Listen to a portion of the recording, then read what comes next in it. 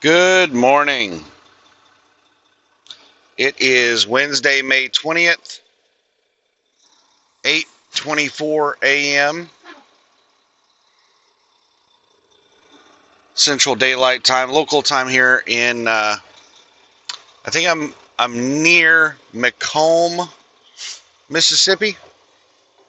I'm at a newish TA Petro. Just finished my 10-hour break and already dealing with drama in the morning here. So they asked for my ETA. So there's like three people that I'm having to keep in contact with. There's Tony with the Landstar Agency, Natalia with the Landstar Agency. Tony is like the normal regular agent or customer service person or whatever. Natalia is like the person who submits for payment and stuff like that. She's like the payment processor. And then Caitlin is the TSD rep, the company we're doing the dedicated account for.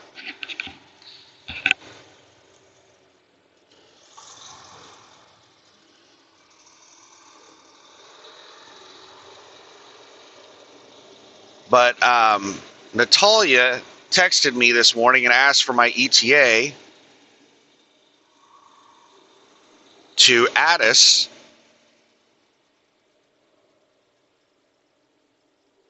And I was like, Addis? I'm picking up in Villa La Platte. So I looked at the rate confirmation, and the rate confirmation says Addis on it. And so I contacted all three of them and asked all three of them to verify, like, where in the hell am I picking up? Is it Addis or Villa La Platte?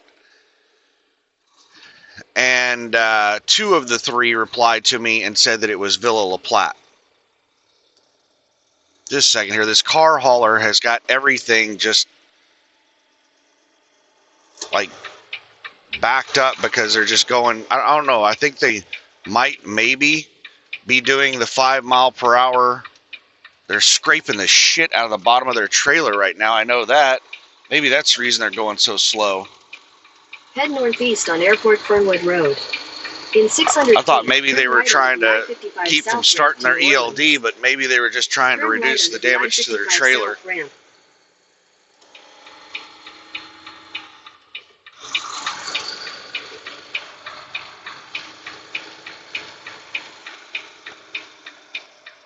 Asshole, you do not have the right of way.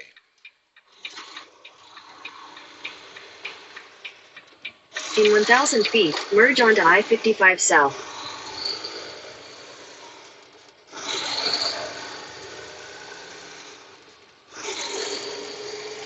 Cars treat trucks like they're not even there.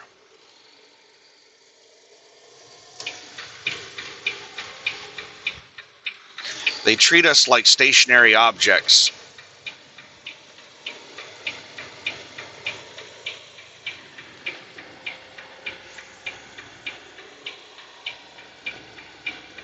So no one was responding to me about the confirmation. So I just texted Natalia back and I said, I'm just going to start heading to Villa La Platte. I texted Natalia and I emailed Tony and I said, I'm just going to start heading to Villa La Platte. If that's not where I'm supposed to be going, then let me know. And I said I'd be there around noon.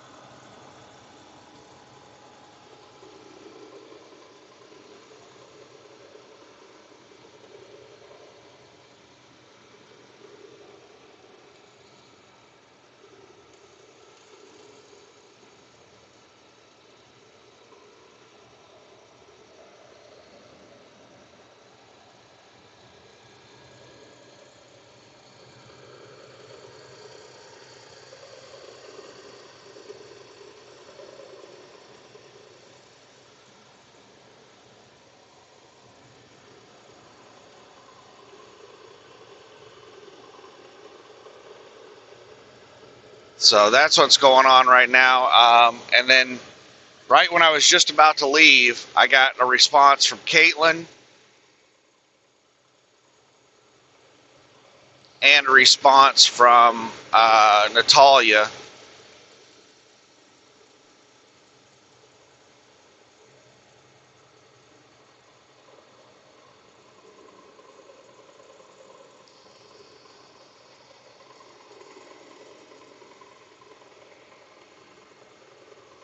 Verifying that it's Phil Platte. So hopefully Tony gets the rate confirmation corrected. Tony has screwed up on every rate confirmation except one. Every load I've done so far, he's not filled out the rate con correctly.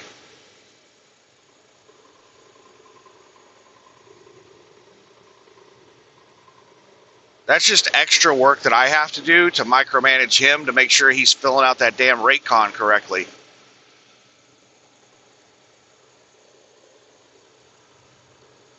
But now he's lost all trust with me, and I'm just going to have to verify everything on every rate con.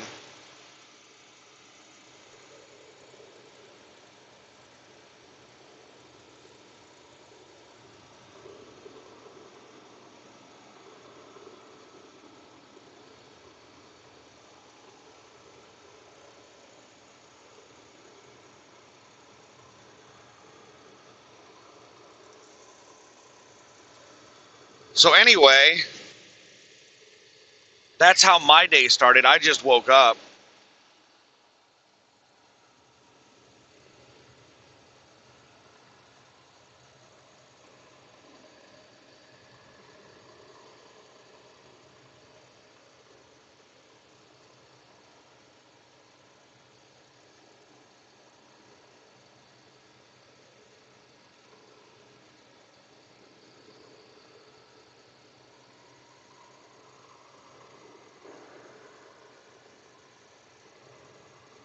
"45 miles until Interstate 12, 190 miles away." So I'm going down to Interstate 12, taking that over to Interstate 49, and then I'm going back north on Interstate 49. So I'm headed south right now on 55.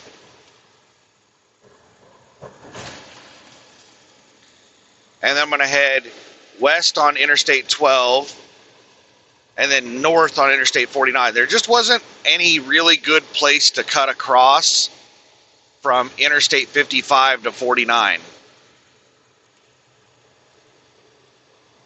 Any place that I found to cut across was going to take roughly the same amount of time, but I would have to deal with driving through small towns and stoplights and stuff like that. Be a little bit shorter distance, but roughly the same amount of time.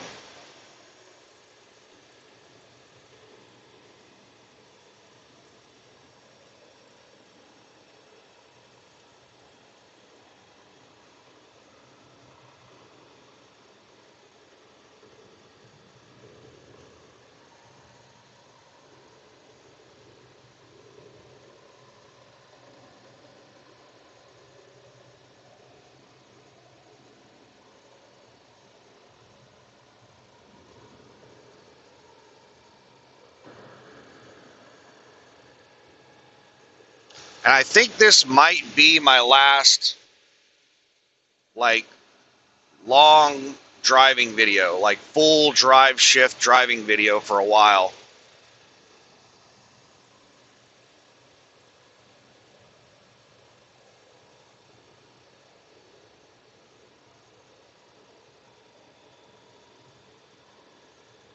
I know that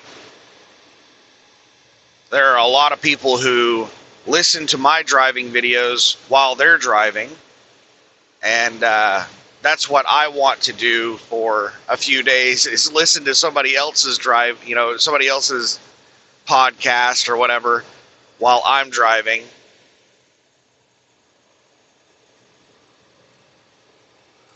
But who knows? I could completely change my mind by the time my 34 is up.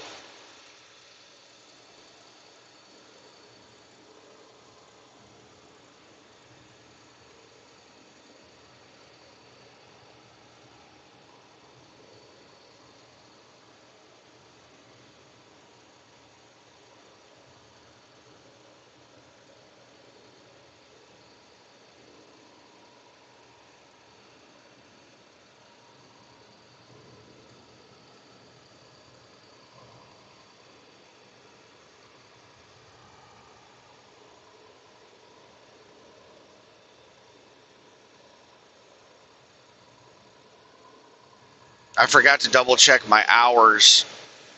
I'll double check them whenever I pick the load. Well, I'll try to remember to double check them whenever I pick up the load in Villa Platte. This is another location I've never been to before. When I deliver in Texarkana to the Goodyear plant, that will be the first location that I've delivered to or that I've gone to more than once. And then when I leave there, I'm going to be going to, well, most likely, I'm going to be going to TSD's terminal in Texarkana, which I have been to before as well. And then I'll be going somewhere new. They're going to send me to somewhere in South Carolina, most likely.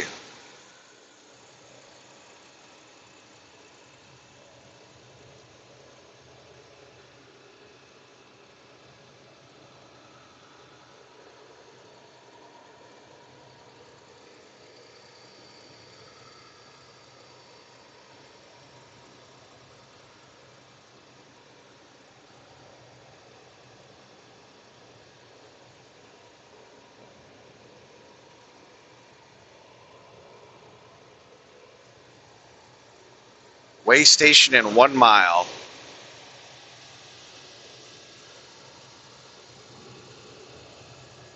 We might be close to going into Louisiana. I'm pretty sure we're still in Mississippi right now.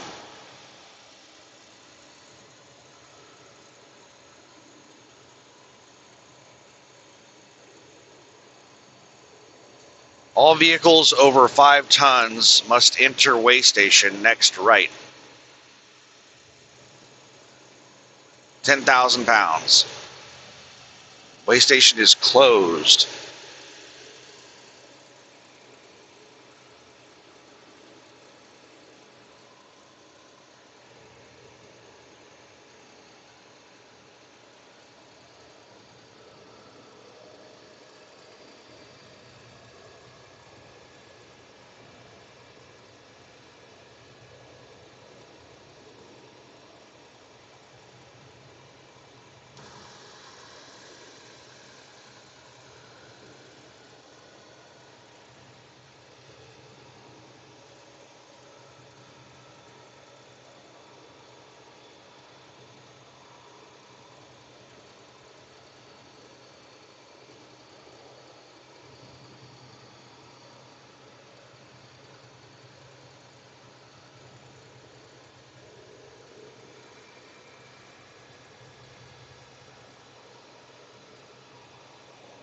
Venture.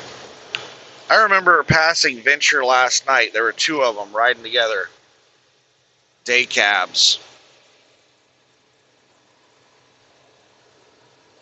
And we came across a house, one of those double wides on the side of the road on the shoulder that had like a dozen blown tires on the trailer. And they moved over to the left lane, which was nice of them. But then they also slowed down to like 50 miles an hour, which is not cool.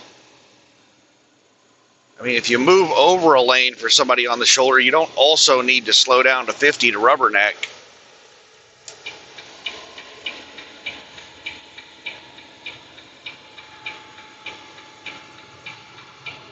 Looks like this one has a sleeper.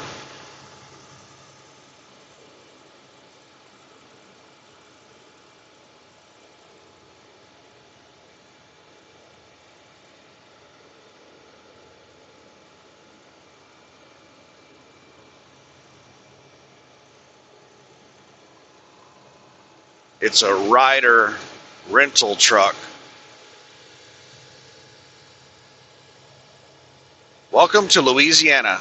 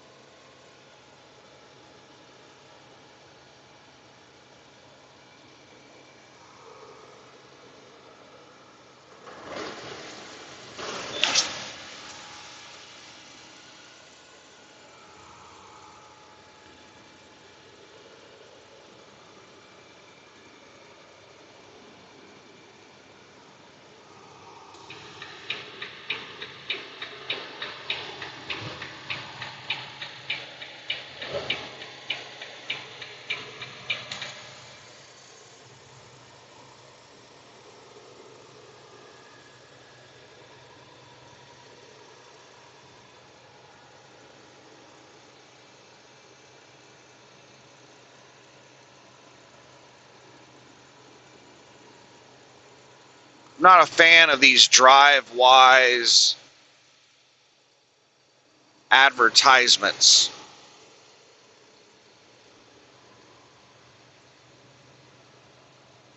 I don't want any extra crap on my drive-wise pop-ups. And over time, there's been more and more, like it started out with just like way stations. You know, it pops up and says, hey, way station in 2 miles. But then they started adding in, you know, alerts for, hey, there's a low bridge up ahead. Or, hey, there's a sharp turn. And then they started adding in crap for, like, click it or ticket. And there's some other stuff. It's like safety warnings of, you know, remember to wear your seatbelt. Don't drink and drive. You know, stuff like that. I don't want safety advertisements on my drive-wise.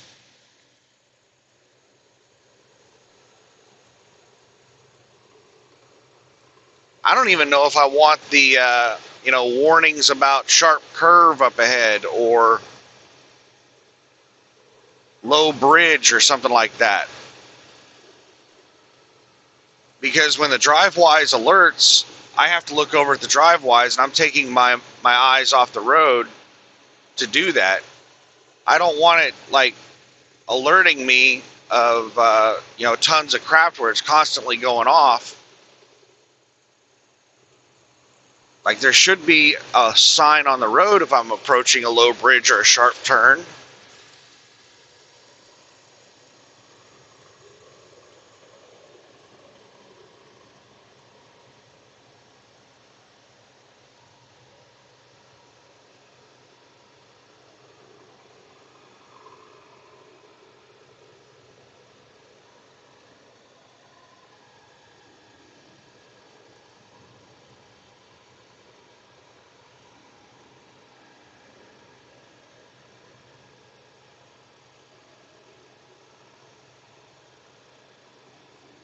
Right now, it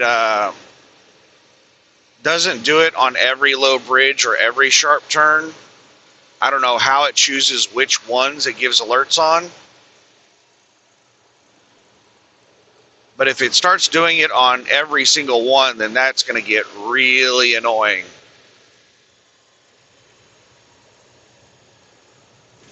Just imagine driving through Memphis and it's just low bridge after low bridge.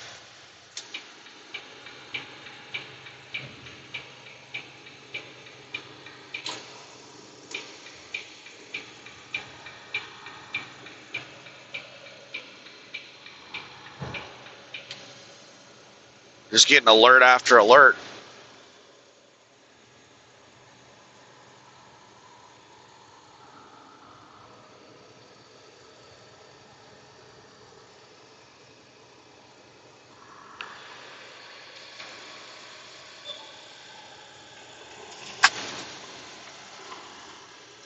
Another way station in 2 miles. This is probably the Louisiana way station.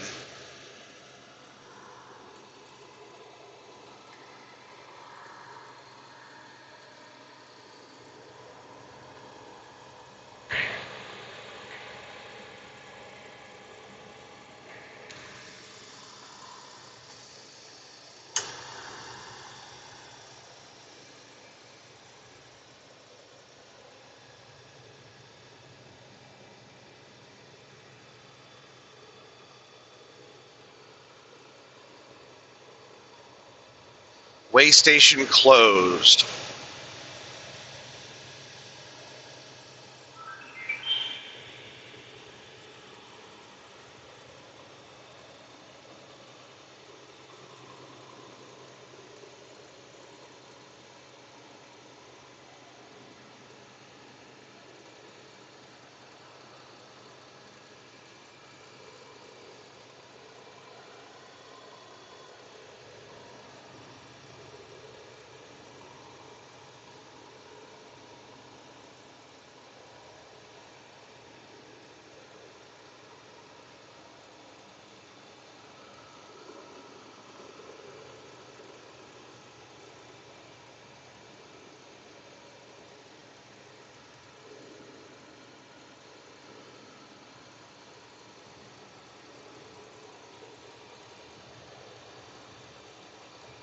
Oh, it's that way station where half of it's like collapsed.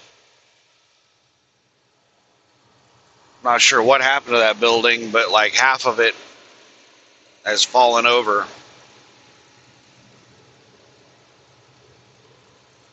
Maybe a truck drove through it or something.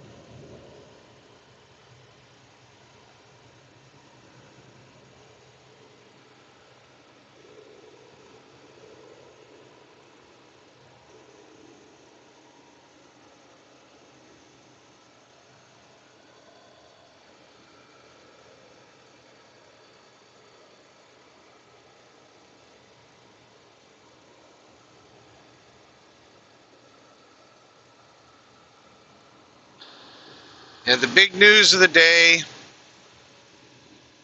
is that Trump was within like an hour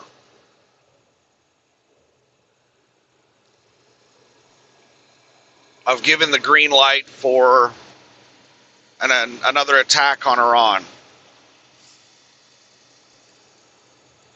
And he said the attack would have started on Tuesday.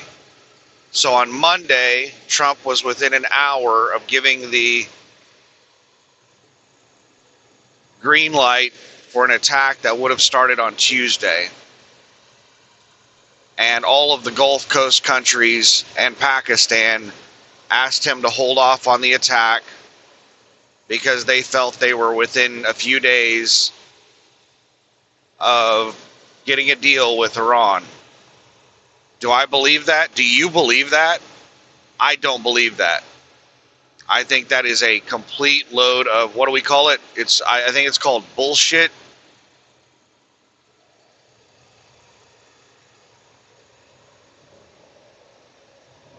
I think this is more market manipulation.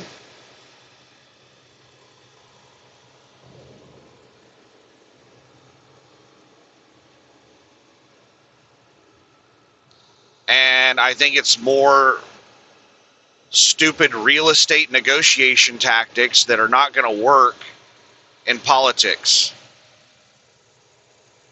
It's like high pressure sales, somebody else is like, I got somebody else that's wanting to buy this thing. They're going to buy it any day now. He's trying to put Iran in this, he's trying to create this tense, high pressure situation to get Iran to agree to our demands.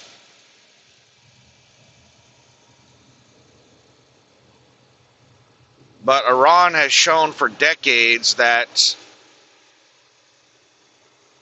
they do things very slowly. And these type of tactics, it doesn't work on them. It's more likely to cause them to back out of a deal than to get them to agree to a deal. It's not very coercive to Iran.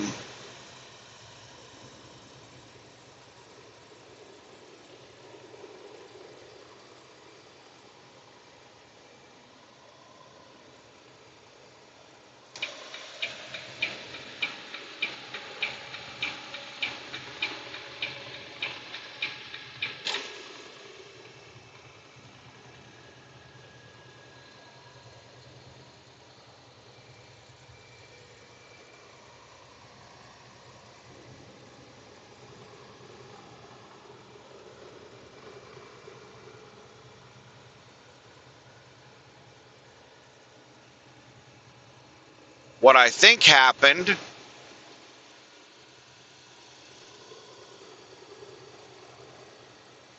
was Trump wanted to set the impression that he was going to attack Iran, and we had people in the government leak that, like I talked about this several days ago. I think I started talking about it late last week, Friday or Saturday,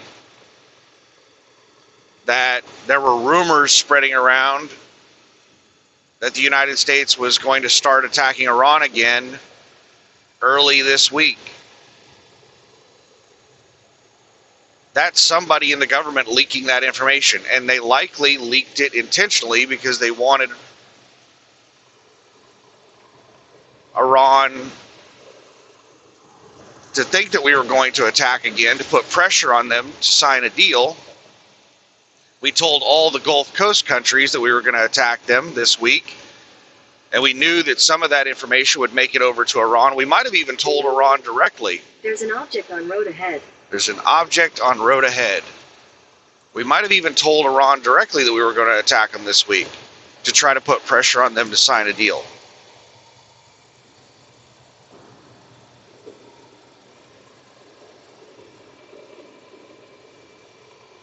There's an object on the other side of the road. I see a big tire in the middle of the road on the other side right there.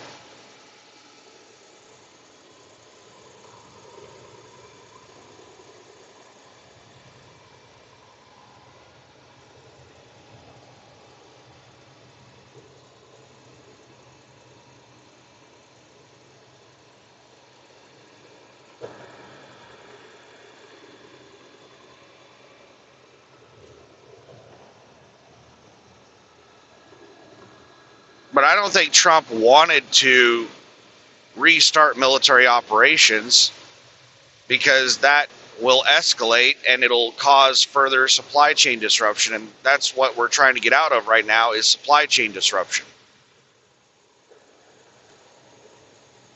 So I think it was all a bluff from the start. And Iran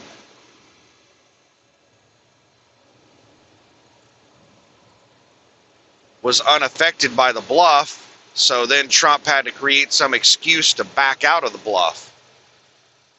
That's what I think happened. That's what he's been doing over and over. Like, we've tried several things to pressure Iran into signing a deal, and Iran has not caved under the pressure, and then Trump has had to back down from his bluffs. He's had to not follow through with his threats, and he makes up some bullshit excuse like, oh, Iran's begging for a deal, I'm going to let peace, have a chance, or whatever excuse he comes up with. I saw a unicorn today, so I decided I wasn't going to attack them at noon like I said I would. That kind of crap.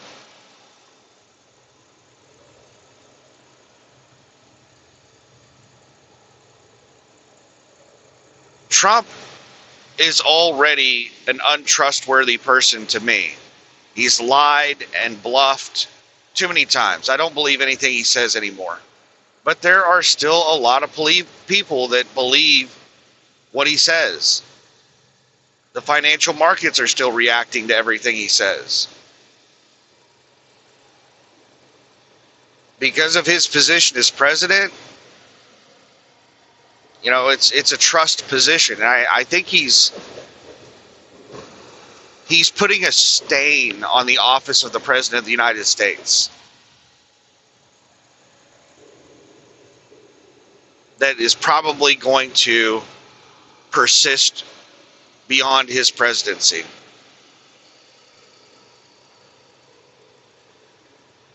I don't think he is. Just a second here. Sometimes it takes four-wheelers a while to realize they're on an interstate and not on Main Street. So this person is just like pimp walked onto the interstate, just sitting out here doing 60 miles an hour. Now they're just going to go loiter in the left lane and block traffic over there.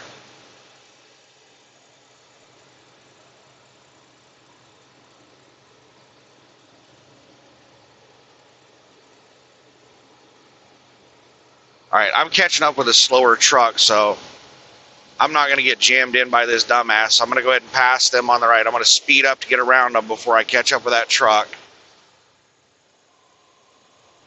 Some woman and her dog.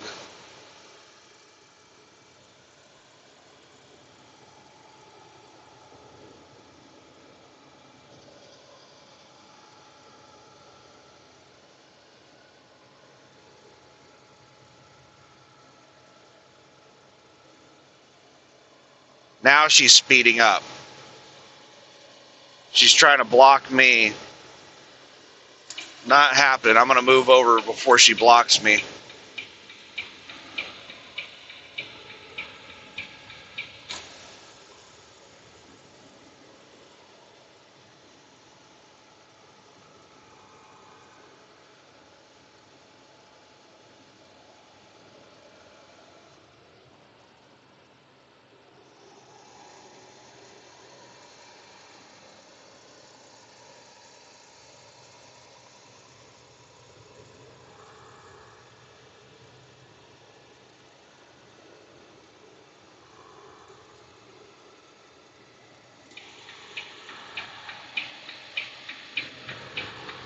But yeah, what I think is taking place right now is just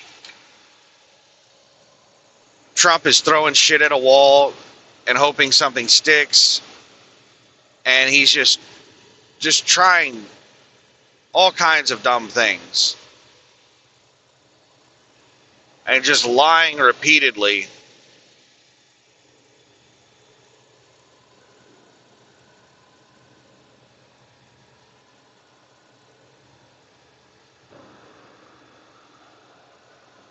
She has sped up and she's tailgating the shit out of me right now.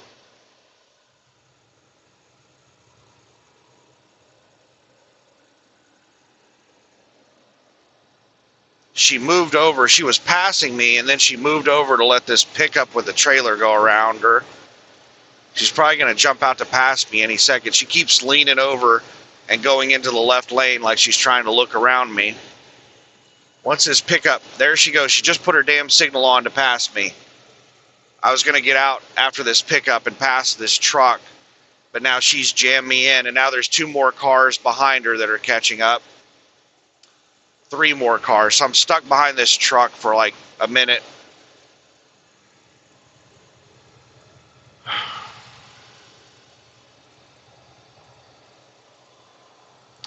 There she goes.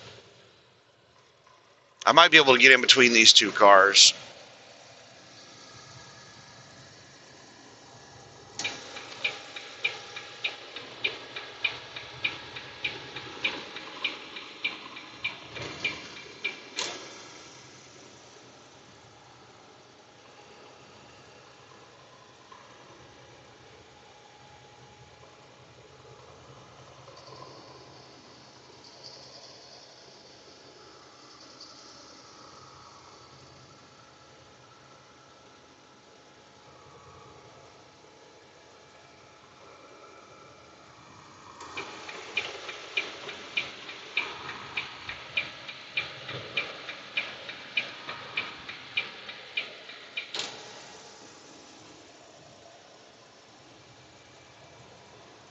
Now she's sitting in front of me and has slowed down again. I'm catching up with her. She's swerving all over the road, playing with her dog probably. I'm having to slam on my brakes. I got a car alongside me, passing me.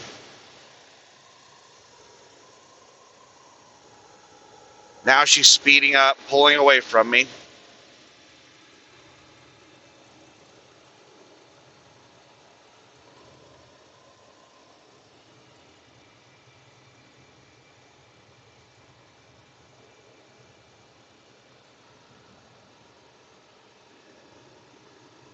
I hope she exits soon. She's obviously not doing anything important out here, driving around with her fucking dog.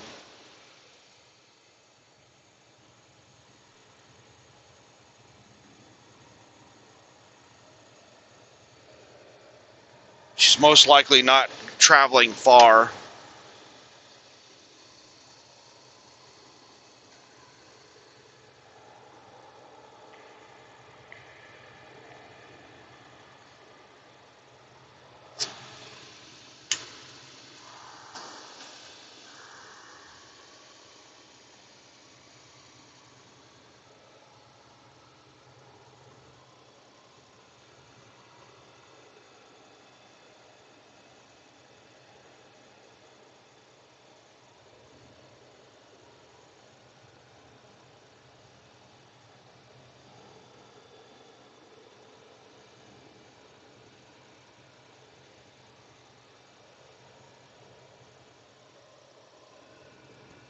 Got 10 miles until Interstate 12.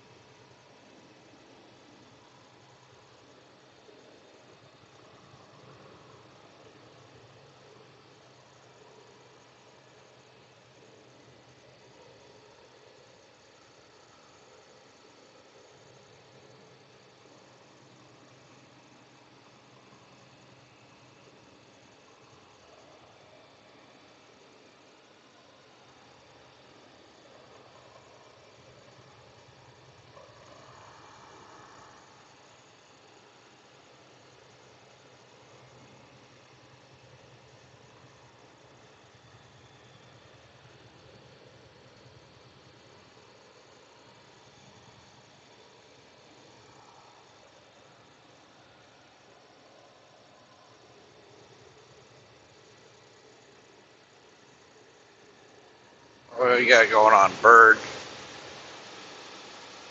And this van just came hauling ass.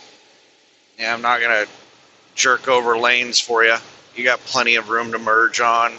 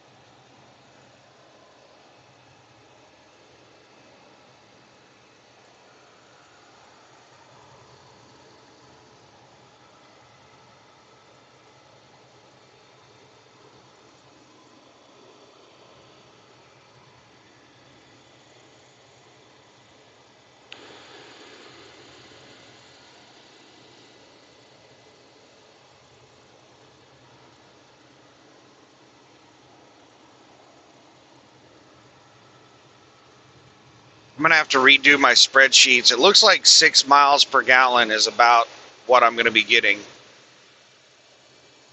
And I think I was estimating I was going to get 7 miles per gallon. I thought that I would be getting about 6 miles per gallon loaded and then like 8 empty, and it would average out to around 7. But I've been doing a lot more loaded miles than empty miles, and I haven't been making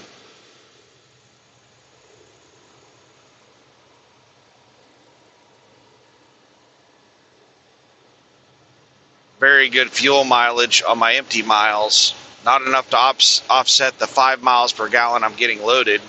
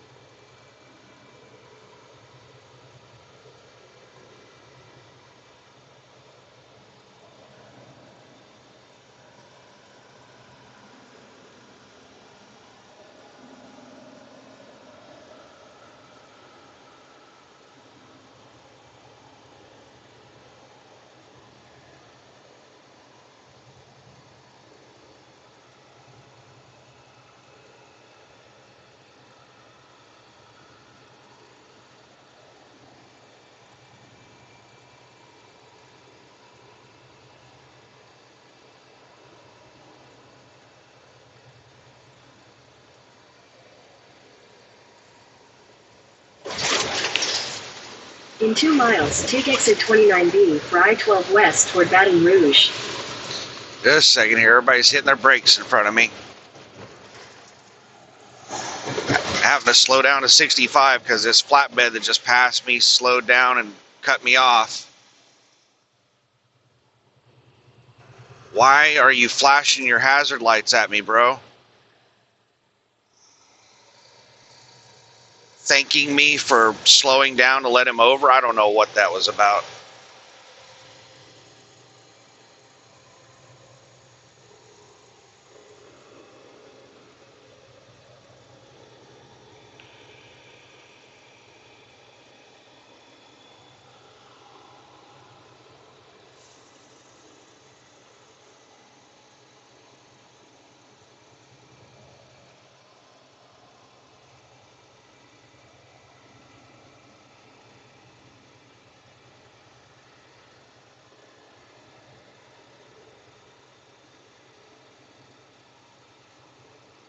Baton Rouge.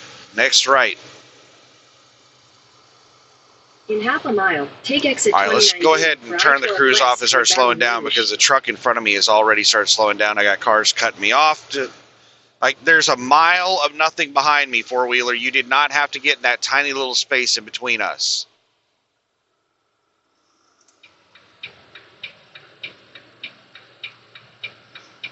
Take exit 29B. They're not even taking this exit.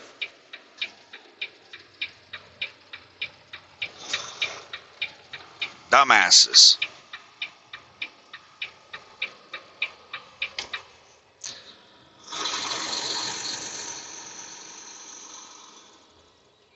You know, it's kind of like the governed speed. I hate the idea of like a federal mandated governed speed on trucks. But I understand, you know, having governed speeds because there's just stupid people. That's the reason we have all the laws we have, is because of stupid people. And people don't want, like, self-driving cars.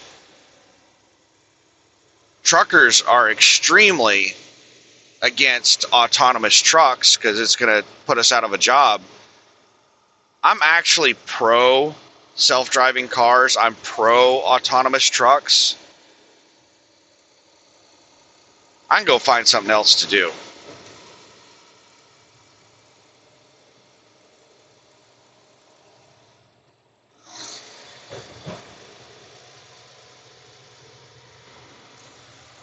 I like the idea of self-driving cars because people are such bad drivers.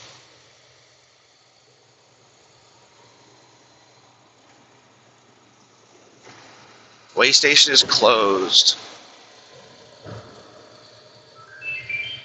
I'm trying to avoid passing this flatbed, but we're only doing 60 miles an hour right now. I could already be up to 70. This flatbed is trying to avoid passing the truck in front of it because we're going by a way station. I'm going to give this flatbed just a few more minutes to get his shit together, and I'm just going to give up and pass his ass.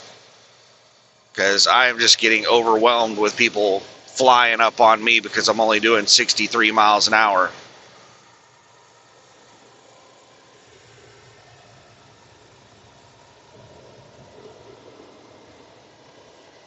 All right, there's a large pack of vehicles catching up with me, and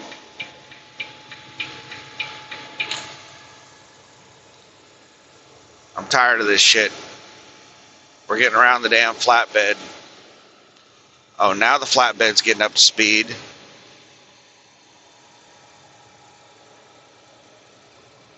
That's what it took for you to get up to 70? Sitting there just coasting. I was giving him time to accelerate. Oh, now he's slowing back down again. I don't know what's going on with it. I was just about to dip in behind him, and now he's slowed back down to 65. I don't know what in the hell is going on with this guy.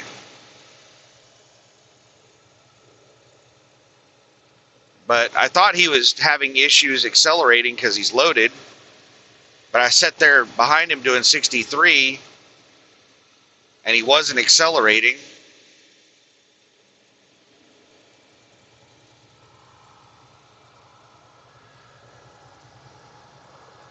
Oh, we have a really slow box truck. Did it just merge on? Is it trying to get up to speed right now?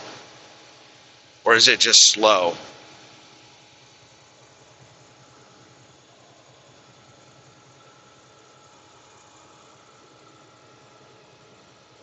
I got four-wheelers trying to pass on the right. This is going to be extremely dangerous. This four-wheeler is flying up on me to pass on the right.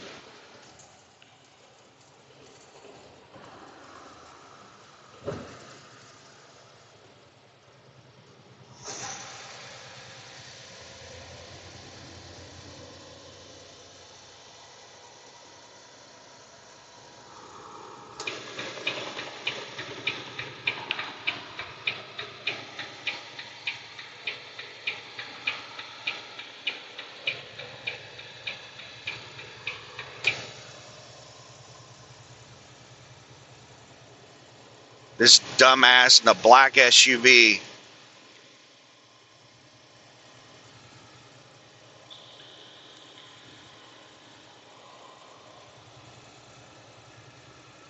This Hyundai Tucson. It's not black, it's like a really dark brownish color.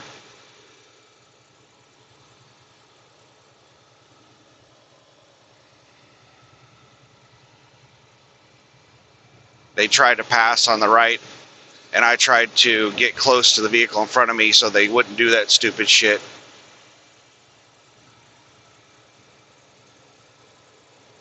And it worked.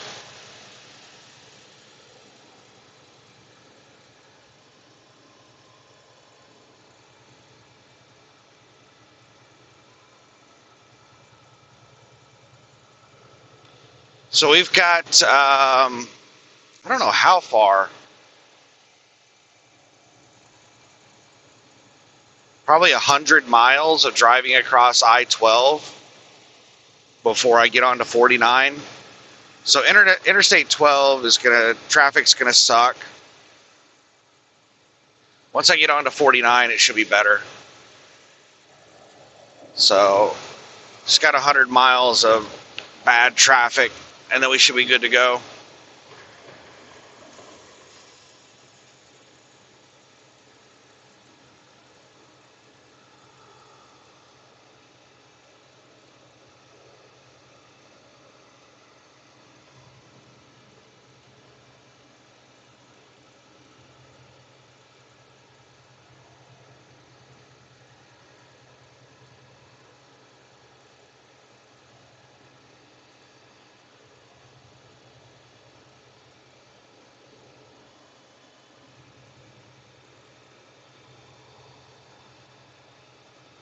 Got somebody on the shoulder.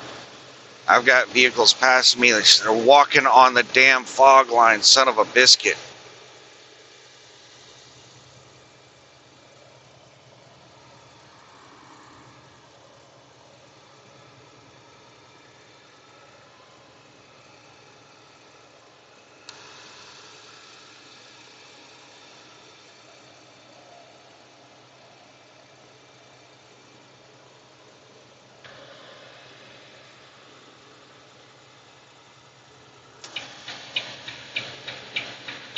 All right, let's get around this truck.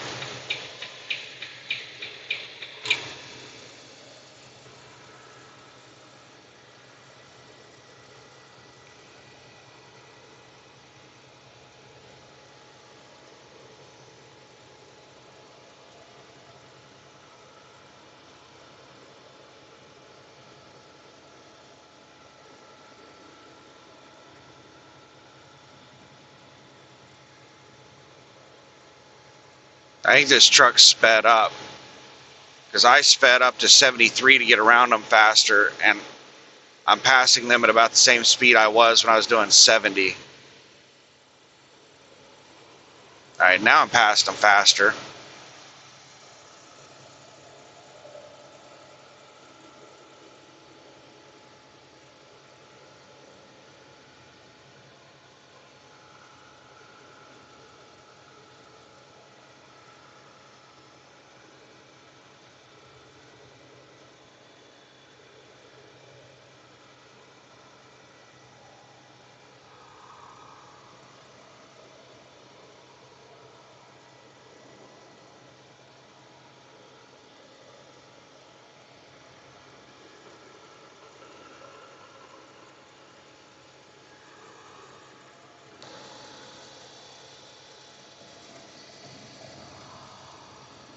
Yeah, this guy appears to be playing games. Keeps speeding up and slowing down.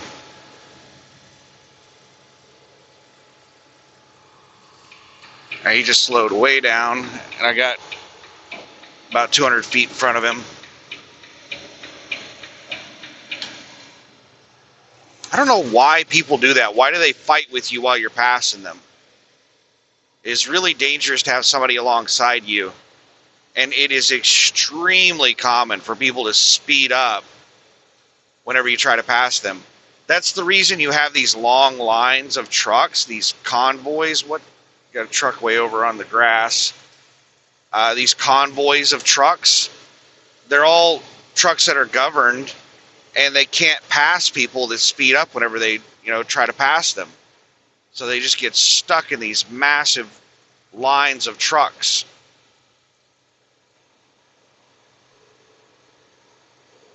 And it causes a lot of congestion where all these 65 mile per hour trucks are trying to pass each other. And they're all congested, stuck behind somebody that keeps speeding up every time they try to pass them.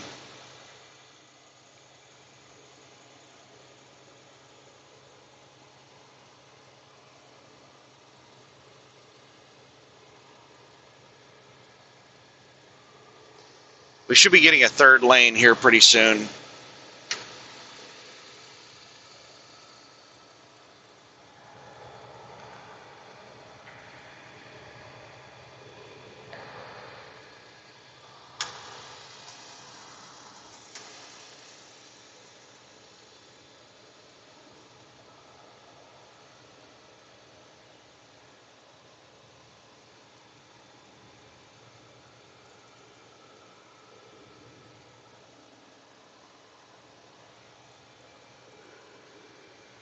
Speed limit is 70. I have my cruise set at 70 if you're curious as to how fast traffic's moving.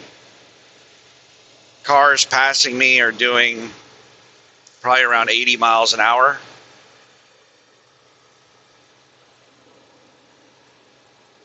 They're going roughly 10 miles an hour faster than me. 5 miles per hour speed difference is a slow pass. If somebody cruises past you pretty quick, they're going about 10 miles an hour faster than you, at least.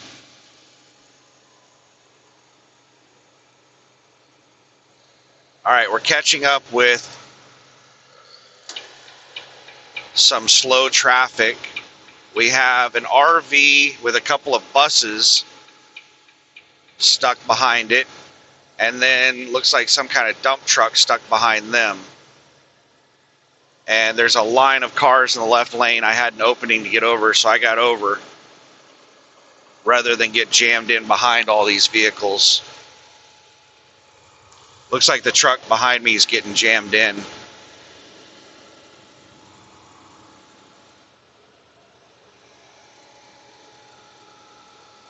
No, that's not an RV. That looks like a work truck, like a roadside repair truck or some kind of work utility truck.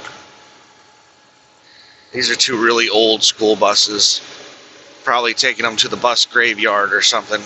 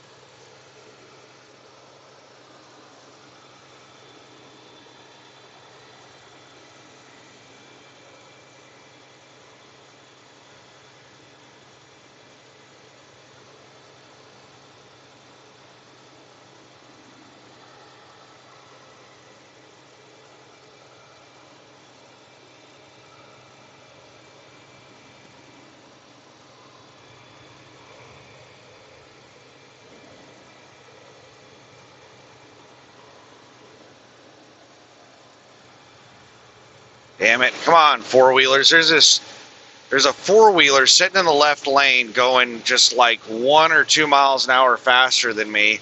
It's just blocking traffic. And now I'm about to get jammed in behind slow vehicles again because this slow person blocking the left lane.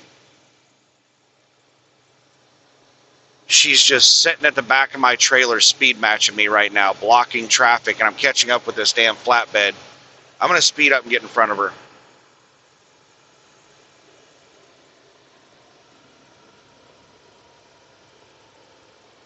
She's speeding up with me.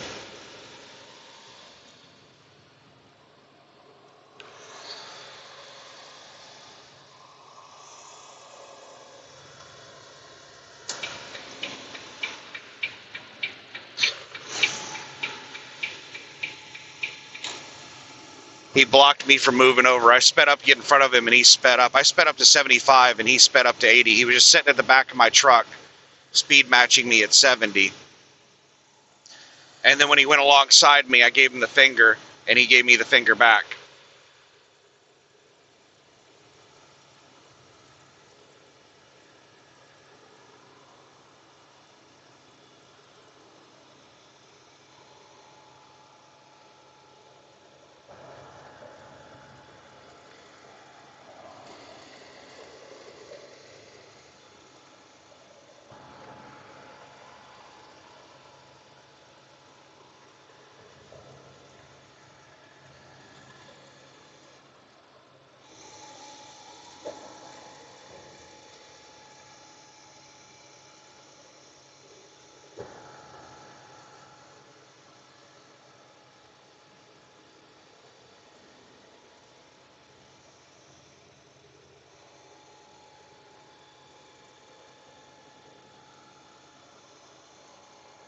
I don't know if he realizes what he's doing. I don't know if he knows what he's doing or if he's doing it on purpose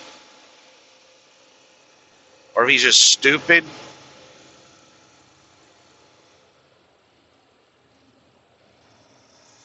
He's just blocking traffic. I don't know if he's stupid or if he's doing it on purpose.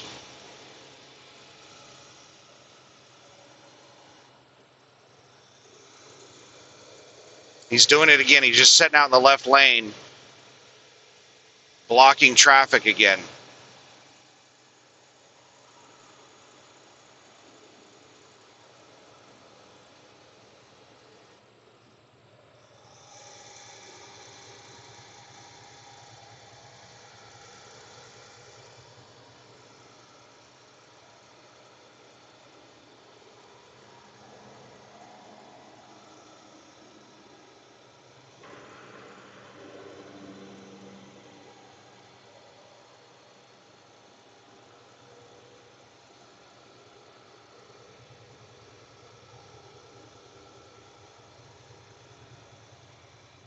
Just a minute. I'm stuck in a pack of vehicles right now.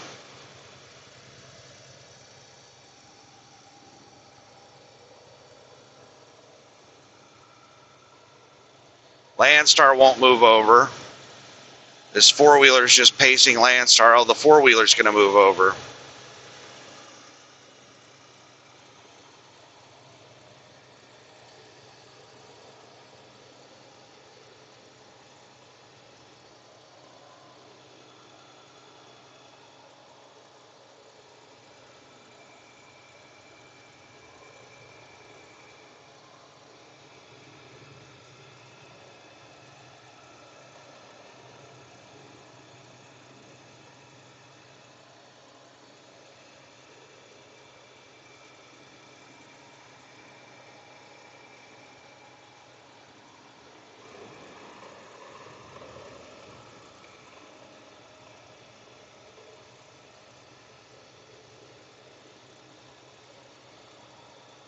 All right, we got a bunch of slow trucks in the center lane. Looks like Landstar's going for the pass on the right.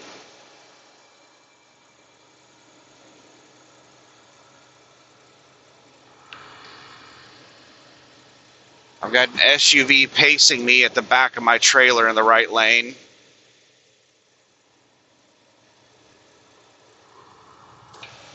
All right, I've got about 100 feet between me and the SUV on the right, so I'm going to follow Landstar. We'll go for the pass on the right. I don't think this is going to work out too well because I think I see slower traffic up ahead.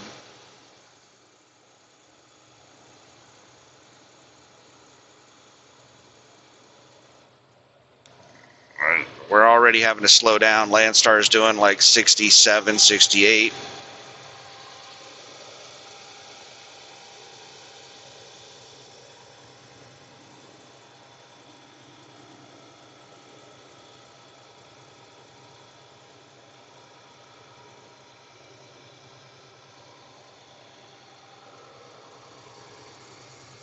All right, we're not doing this. There's a long line of cars coming on the on-ramp. There's not a lane restriction. We're passing on the right, or on the left.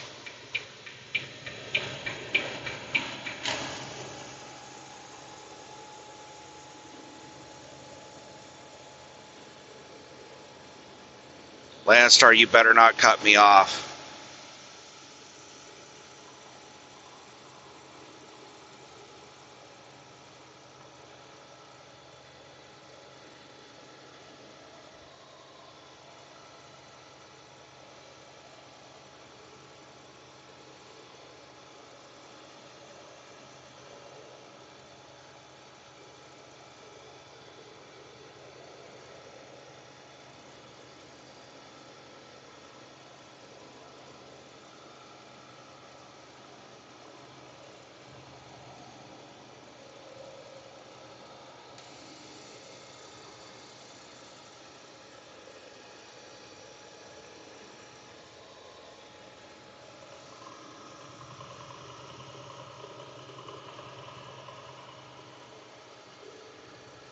Just got all the slow trucks stacked in the center lane.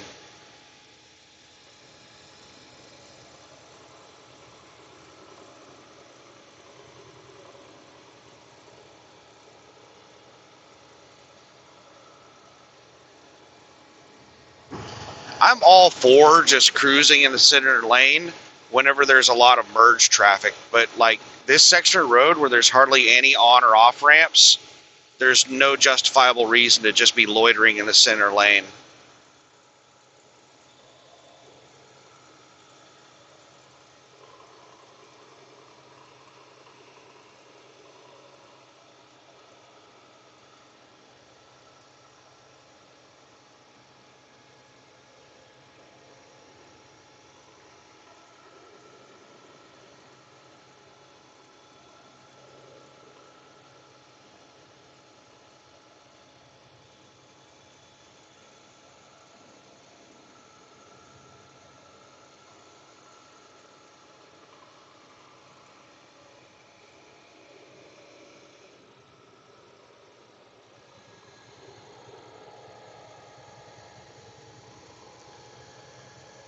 Looks like we're going to make it past this pack of center lane gang and 2 more trucks.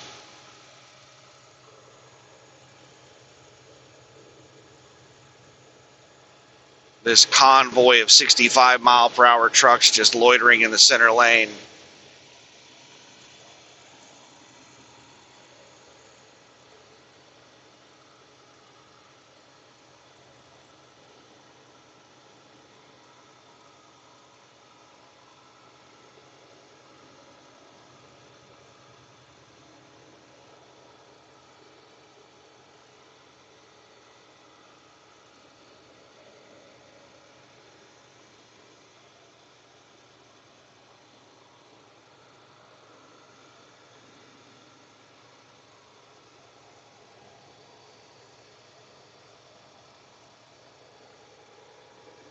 This is what I'm talking about these 65-mile-per-hour trucks getting to where they can't pass each other, and they just get into these damn convoys like this. And it takes you 10 minutes to pass them all. Just imagine if we had a federal regulation where every truck had to be governed at 65. It would just be one massive pack of trucks driving down the road, like it used to be in California. When California enforced their 55-mile-per-hour truck speed limit, it was just a line of trucks in the right lane. You couldn't pass. If you ever got out and tried to pass, you couldn't get back in, and cops would pull you over for not being in the right lane.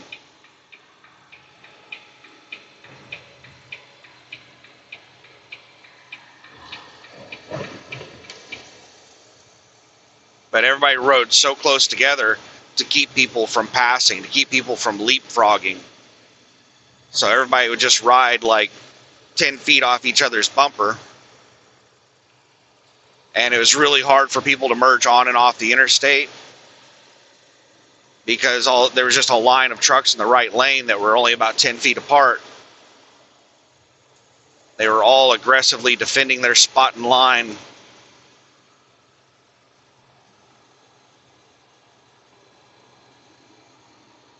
Oh, shit. What the fuck?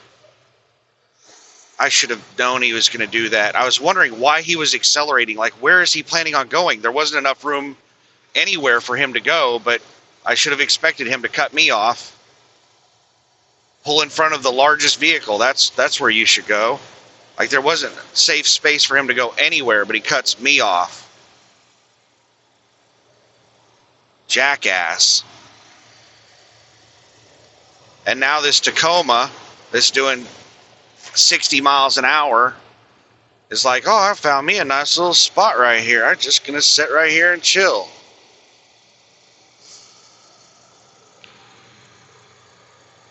All right, he's looking over to the right. I think he might be getting over to the right.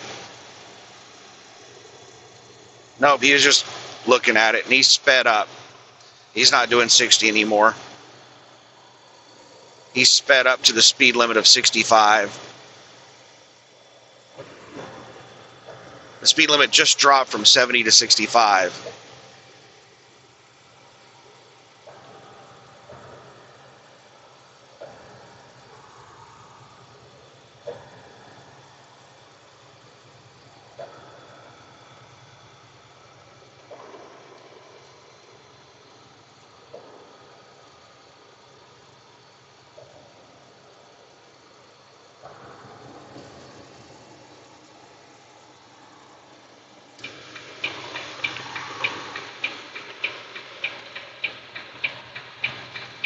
All right, let's reset the cruise at 65.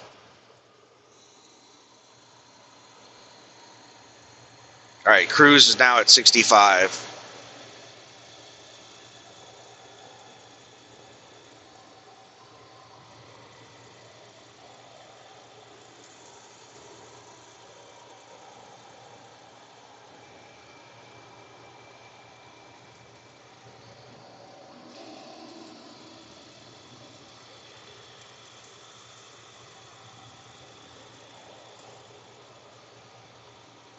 I thought you guys liked the lanes over there. Now that I move over, everybody wants to move over into my lane.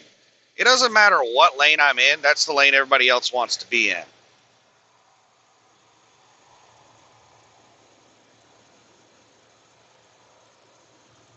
Now everybody's stacking this lane. And then we have merging traffic. And because the lane is stacked, everybody's having to hit their brakes for merging traffic to get in.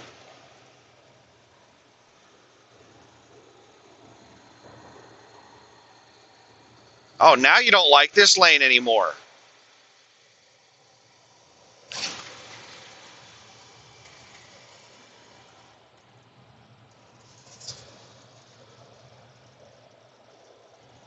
Got some super trucker out in the hammer lane doing 70 miles an hour. This lane is slowing down to 55.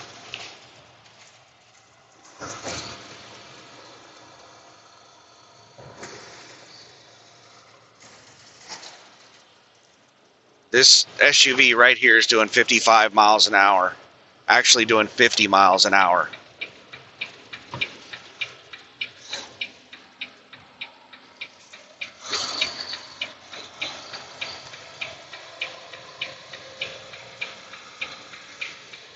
All right, I got an opening after this car.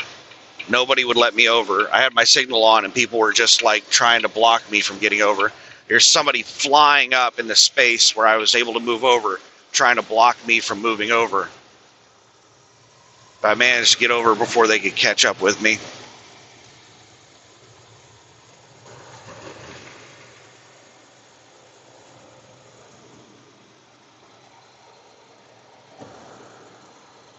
I don't know why in the hell that SUV was doing 50 miles an hour.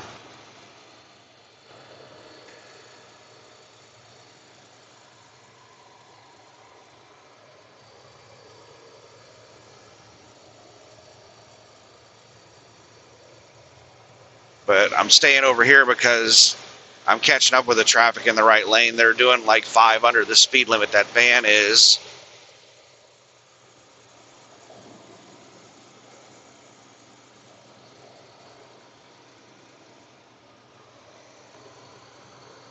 So I don't think I'm going to get back in that right lane. We have too many people that are doing like 5, 10, 15 under the speed limit.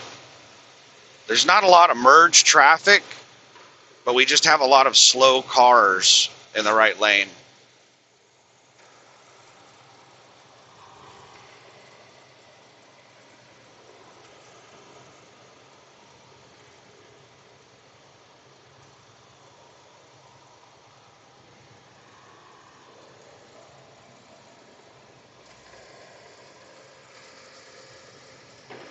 Yeah, that's what I would do. Almost clipped me, cut me off. Are they going to pull the same maneuver in between those two cars? Yep. We're just NPCs in that person's world. They scared the shit out of that pickup. That pickup slammed on their brakes.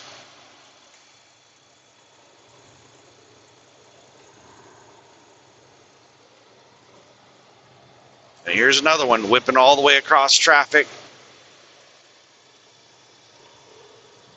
I got space, I can pass everybody. Slow traffic in 5 miles is what the sign said. That asshole is still weaving in between cars up ahead.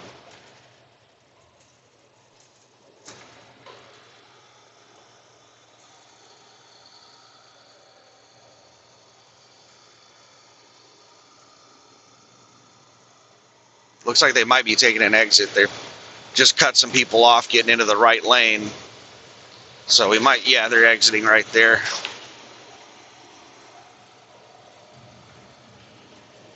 So don't have to worry about that moron anymore. Get after it, super trucker, just out here doing 70 in the hammer lane.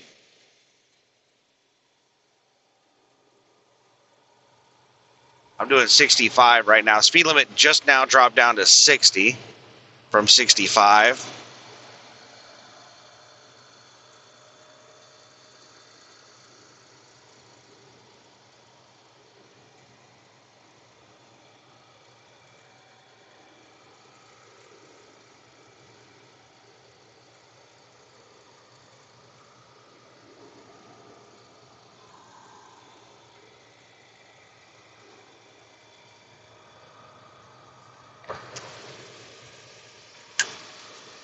Got some people picking up trash over on the right. Yep. Oh. And we got somebody, is this their foreman parked up here under the bridge? Yeah, it's a whole bunch more people picking up trash.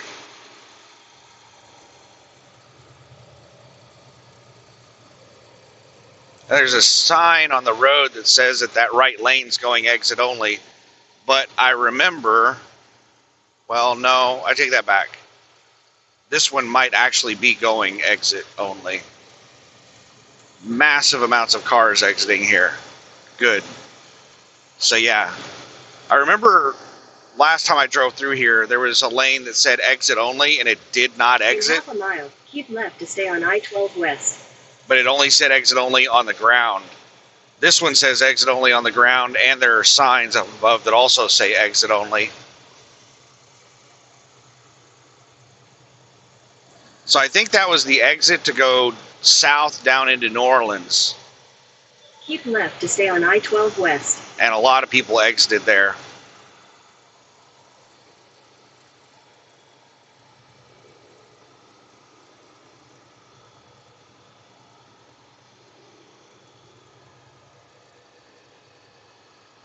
Somebody on the left shoulder, flat tire.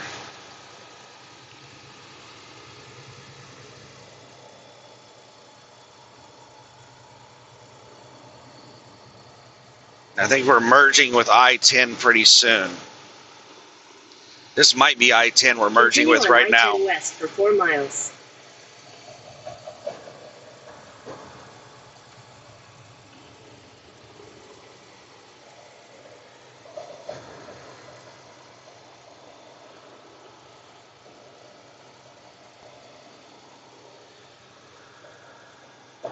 We need to stay over here where we're at right now, because I think those right 2 lanes go exit only here in a couple miles.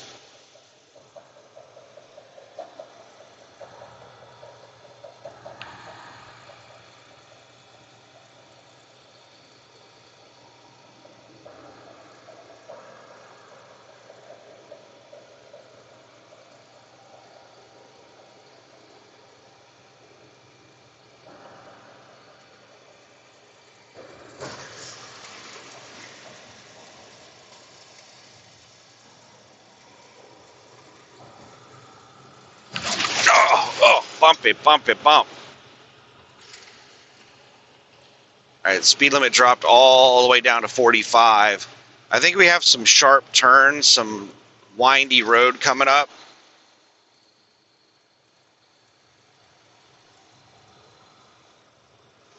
Nobody is slowing down to 45.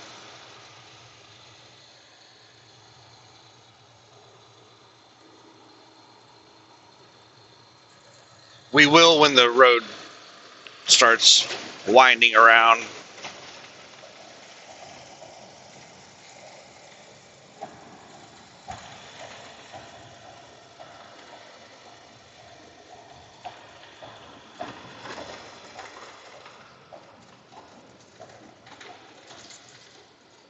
All right, traffic is starting to slow.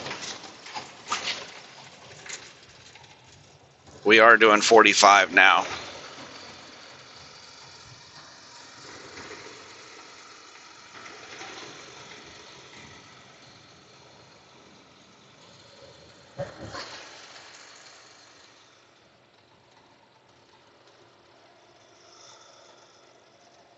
You see the four-wheeler stacked in the right lane.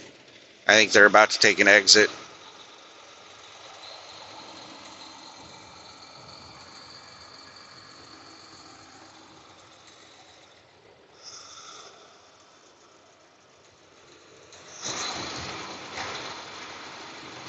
Damn. Almost getting hit.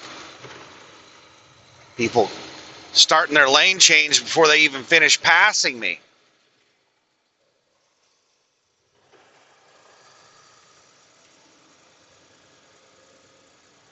All right, this lane is going slow because of an RV. There's an RV obeying the speed limit, and pretty much no one else is obeying the speed limit except that RV.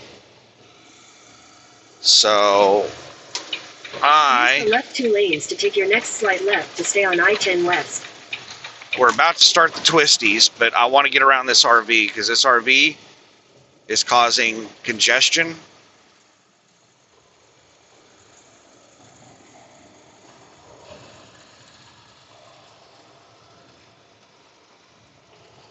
And congestion is dangerous. You don't want to be slight left to stay on I-10 West.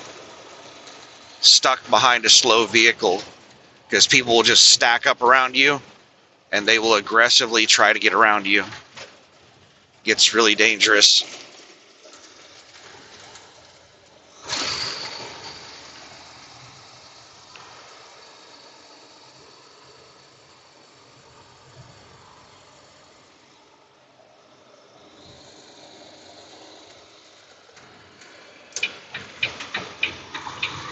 Alright, we made it past. Oh, son of a bitch.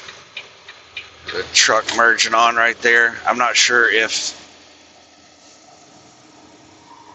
the truck got over.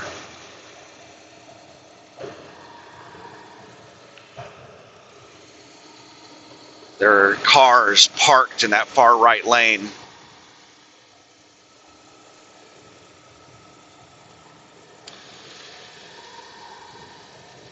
And this truck is just jamming me in the left lane. Just speed matching me. I'm Mr. Nice Guy letting him over to not have to, come to a stop for those people parked in the roadway. All right, he's really heavy. He just dropped a lot of speed. So I have plenty of room to move over now, but catching up with this truck that's also heavy and dropping a lot of speed. This is a steep, we're going over a bridge right now and it's really steep.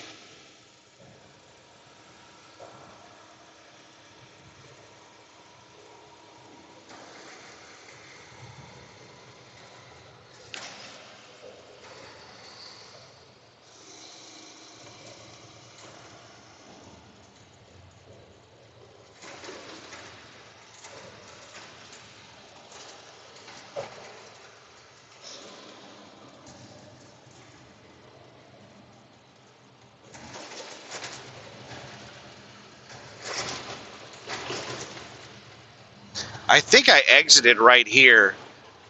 That exit that we just passed, I think that's the exit that I took to go down to Addis.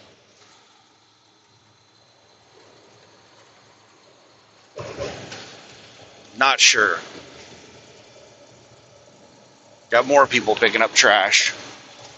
All right, let me just double check there's nobody in my blind spot. Looks good. All right, speed limit's back up to 70.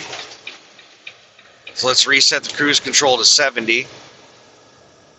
And traffic should be pretty good the rest of the trip.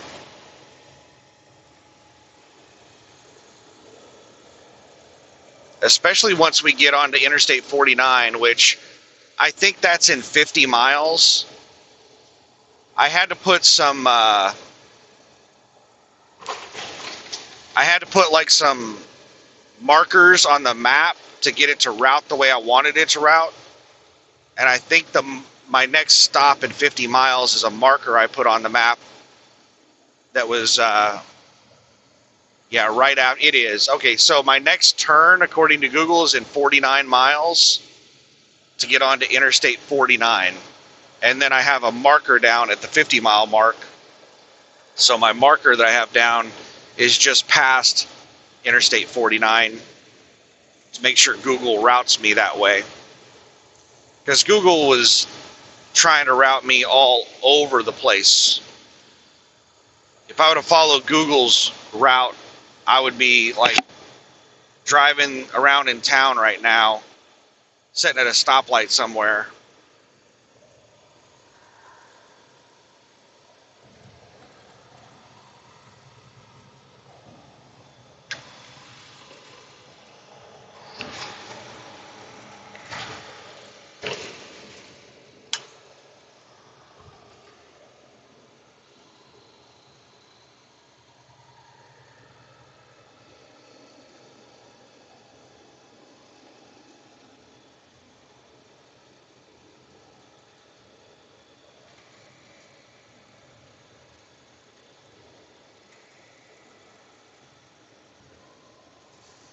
Once we get situated here, I want to talk about, I wanted to crunch some numbers in my head. I got a pickup coming up on me, and I'm catching up with a slow Mercer. I don't think I've ever seen a Mercer dry van before, but there's a Mercer dry van in front of me, and it's speeding up. I was catching up with it pretty quick. Now I'm barely catching up with it. All right, the pickup is alongside me right now. Once this pickup makes it around me, I'm going to pass this Mercer. Oh my goodness, it looks like there might be 4 trucks that I have to pass. There's a convoy of 4 trucks.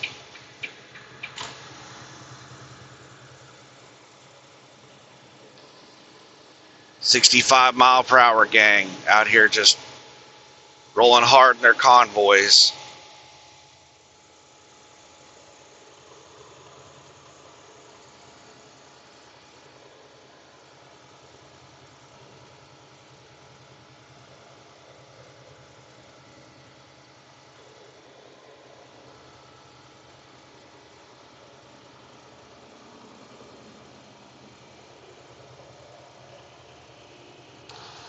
I don't know, CRST and HP are moving pretty good. I'll dip in behind them.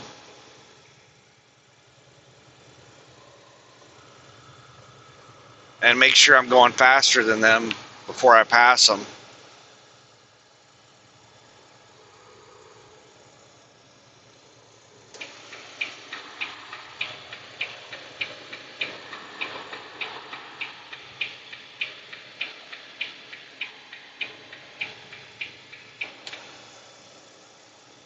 So something I want to crunch the numbers on is it even worth it to be a truck driver with the cost of the truck and all your expenses? Like, let's think about this.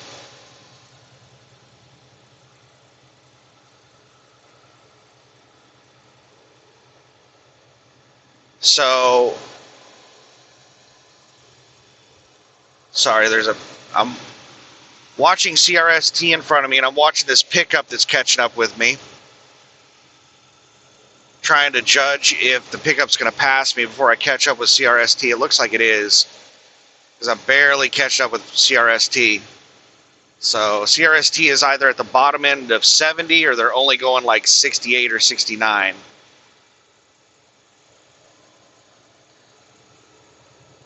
Come on, pickup. Yeah, I'm going to have to hit my brakes.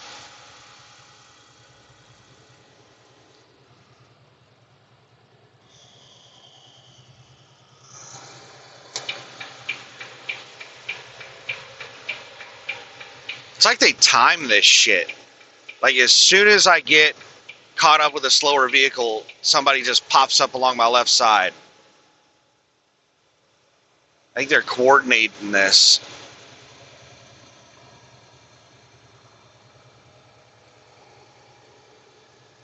And now I'm flying by CRST. I was just barely, I'm only doing 70. And I'm flying by them.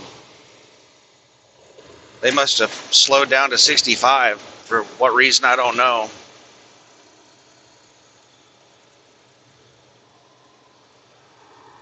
All Alright, we got a slow rock hauler, and we'll dip over and let four-wheelers go around again, and then we'll hopefully not be jammed in again. I got 3 four-wheelers wanting to pass.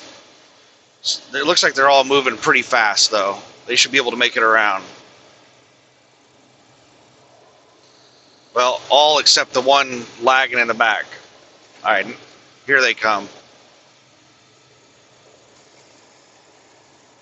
So, on this load, if I run hard every week, 3,000 mile week, then I'll be making about $7,000 gross to the truck, and I'll have about $4,000 after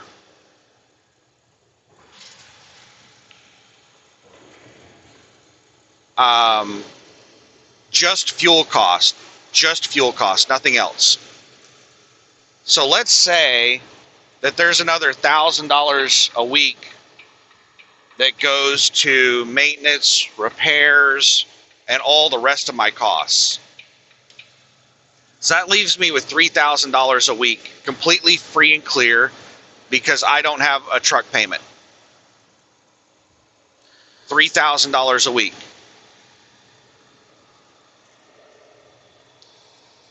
So how long would it take me to pay cash for a truck? How much would a truck cost?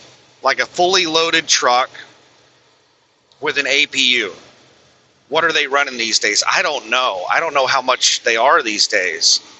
Like 10 years ago when I was looking at pricing, it was around $140,000 to $150,000 for like a bare bones truck with nothing. To get like an extended cab truck like what I have, and to get it fully loaded with all the options, was like, I don't know, around somewhere around $160,000 to $175,000. And then an APU used to be around 12 grand. I think they're around 20 grand now. So you're looking at like close to $200,000 for a loaded truck, a well optioned truck, plus an APU. You're looking at somewhere around 20 grand. And then you have sales tax. And then I forget what the federal excise tax or whatever is. It's really high. It's like 10 or 20%. I can't remember exactly what it is. So you're probably looking at $30,000 or more in taxes. So you're looking at somewhere in the ballpark. If you do not have interest on a loan will increase this even more. But if you're able to save up and pay cash, you're looking at probably somewhere in the ballpark of like $230,000 with taxes and everything for a brand new truck that's, optioned out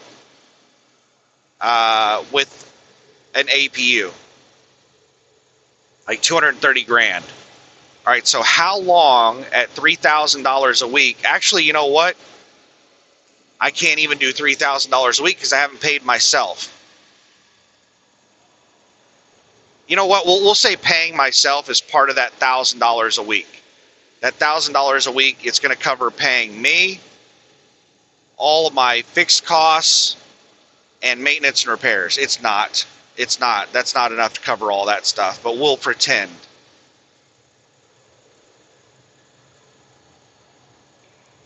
So $3 grand a week. How long would it take me to get $230,000?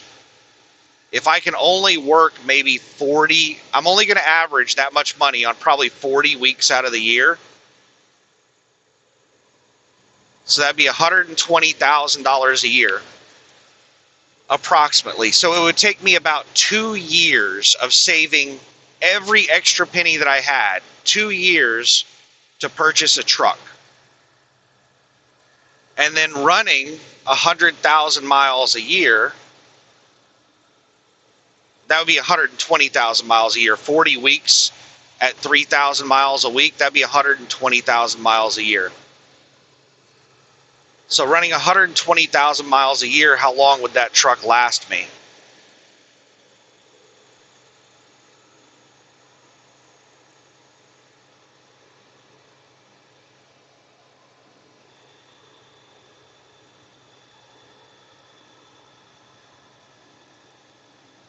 we'll say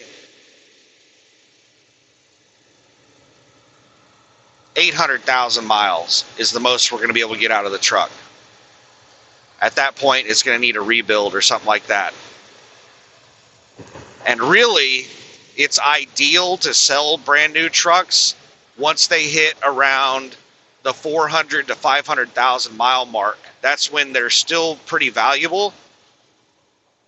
They still have quite a bit of life left in them, and you can get quite a bit of money out of them on resale. So a lot of people will sell trucks once they hit around 400,000 or 500,000 miles and just buy a new one because they can still get pretty good value out of the truck.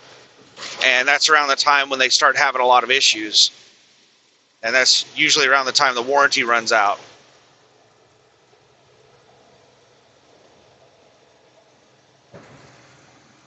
But we'll go with 800,000 miles.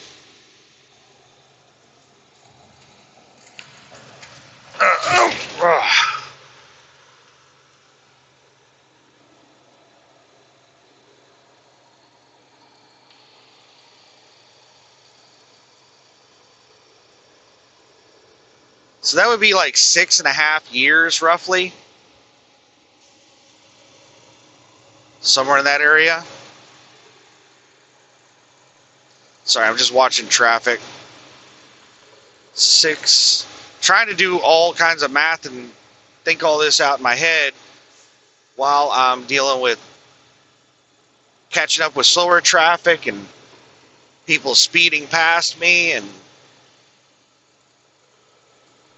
got people driving 5 to 10 below the speed limit, people driving 10 to 20 over the speed limit. I think I'm only some bitch on the road that's doing the speed limit.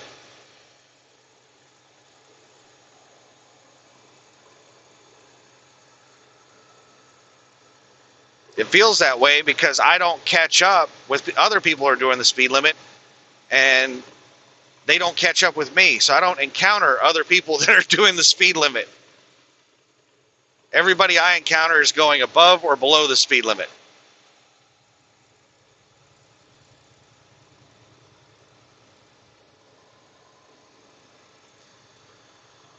All right, so I'll get it takes me 2 years of saving every penny I have to buy a truck. And I get about 6.5 years of usage out of it. So that leaves me with 4.5 years of raw profit. So let's figure that out. $3,000 a week. So $120,000 a year at 4.5 years.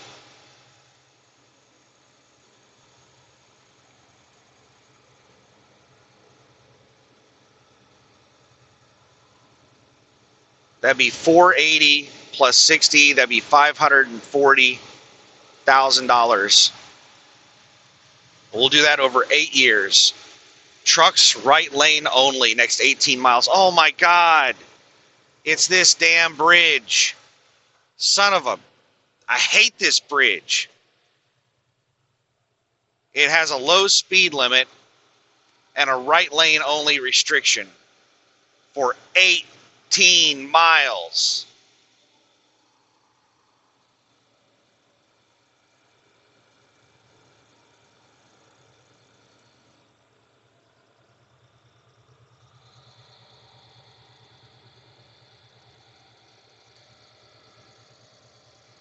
As soon as I slowed down to the new speed limit of 60 miles per hour, the truck behind me floored it.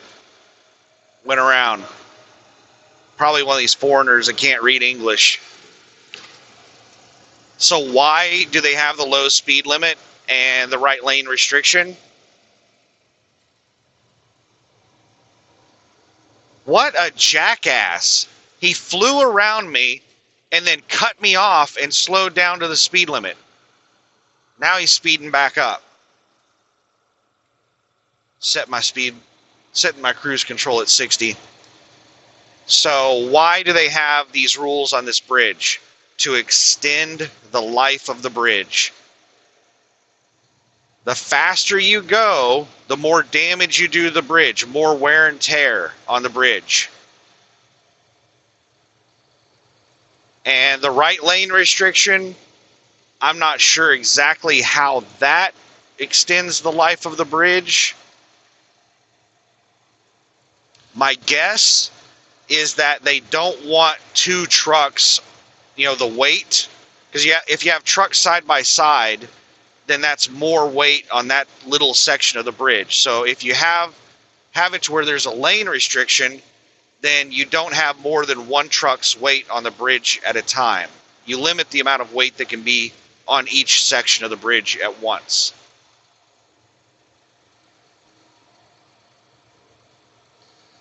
So all of these rules are about extending the life of the bridge. They're trying to avoid replacing or repairing the bridge.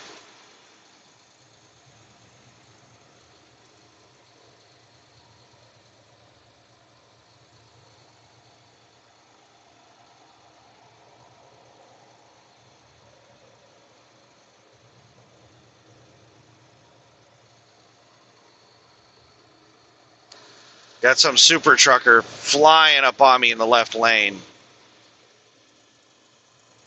Let's see if he looks like a foreigner. He's going so fast I don't even know if I can tell. Nope, fat white guy.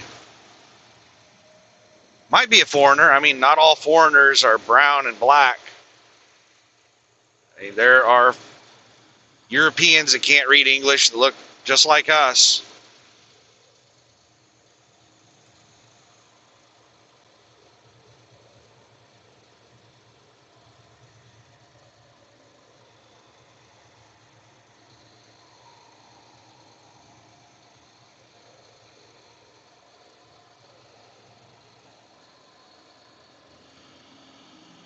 Now, this is a local. I know that they know they're not supposed to be out there. Whether they can read English or not, I know they know.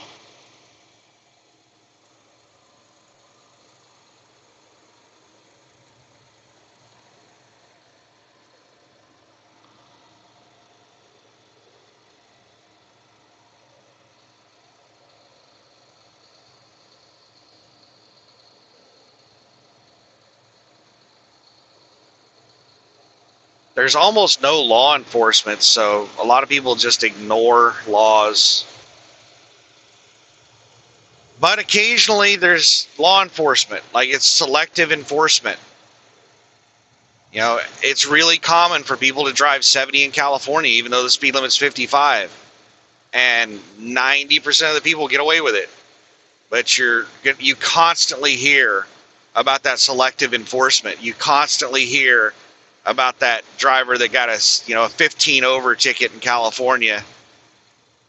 And they're on like some trucker forum or something. What do I do now? Go find another profession. Was it worth it? You're back at McDonald's, bro.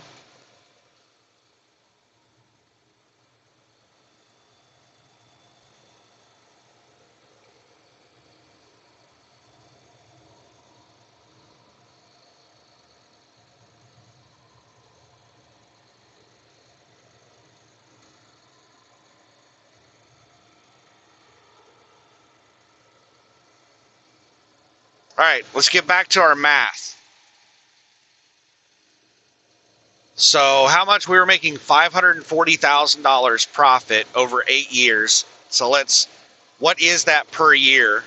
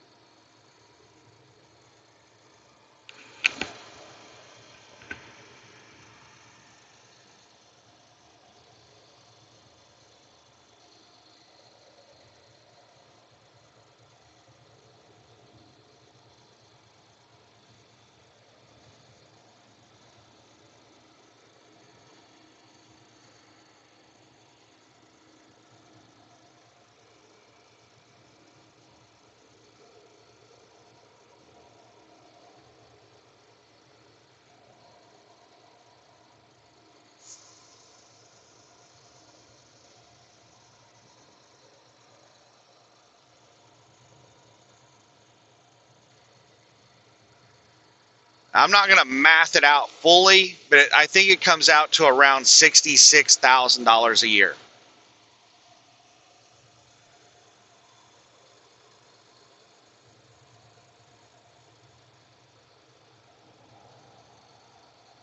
And that $1,000 is not enough to like pay your rent and stuff like that. That's not enough to pay the driver. That's just enough. That's barely enough to pay all of your expenses, your maintenance, repairs.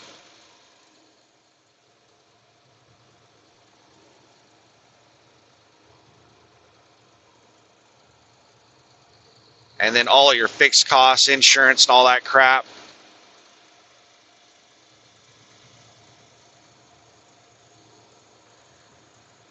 So you have about $66,000 a year.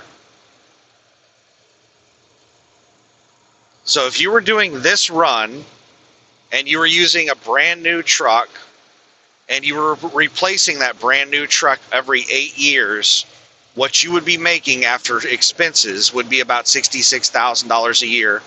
If you were doing 120,000 miles a year, paid miles and actual miles, you'd be making $66,000 a year. Is that right? That seems really low.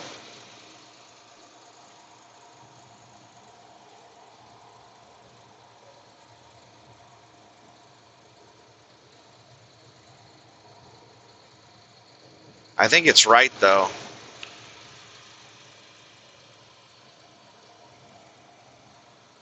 Did this jackass pass me and then slow down in front of me? Yes, he did. CRST came from like a mile behind me or more. He wasn't like right on my ass. CRST was way behind me. Sped up to pass me and got right in front of me and then slowed down to the speed limit of 60 right in front of me. And now we're going over a bridge and he's doing 54 miles an hour over the bridge. I'm having to hit my brakes. What an absolute jackass.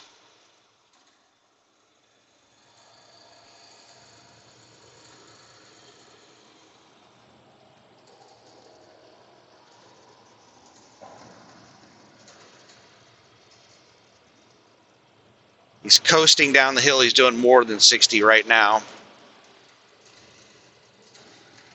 There's a little parking area in the middle, about halfway, and there's usually like 1 million people fishing there.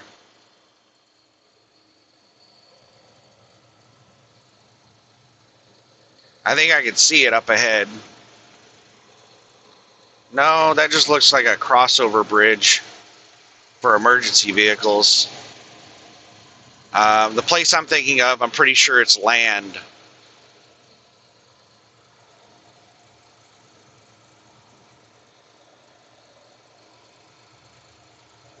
None of these trucks are obeying the speed limit or the lane restriction.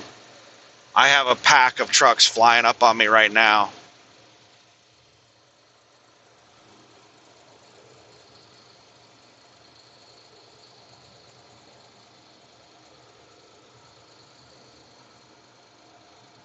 Wish there was a cop out here.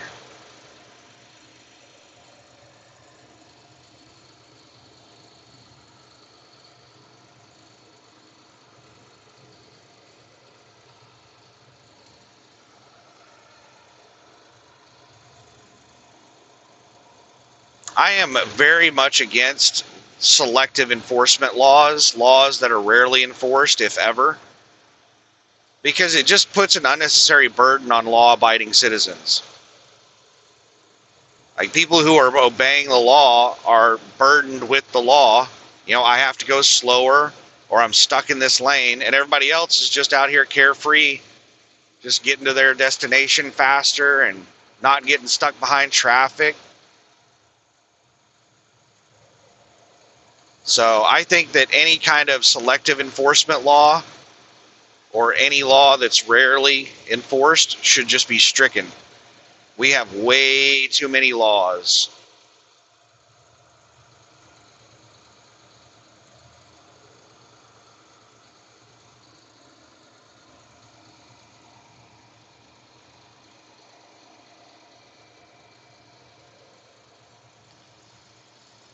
shortly after we get to the other side of this bridge is when I'm going to be getting onto Interstate 49. Traffic should lighten up quite a bit then. Most of this traffic is going to stay on 10. So yeah, it doesn't seem like this load is worth it.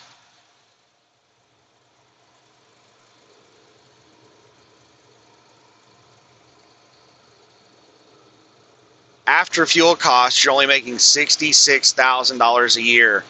After the fuel cost, the cost of the truck, and your, all of your expenses, all of your business expenses, with a brand new truck, you would only make $66,000 a year to yourself after all of your business expenses. And that doesn't even cover unexpected expenses. That's just like routine maintenance and repairs, just, basic expected expenses, like you're going to have a blowout occasionally. That's not accounting for your $15,000 breakdown that happens unexpectedly. Get after it, Swift.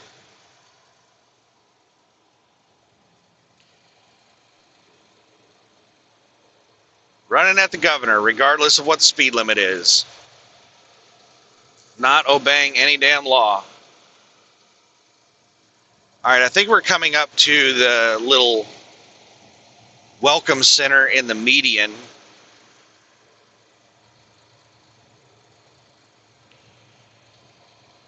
Pretty soon.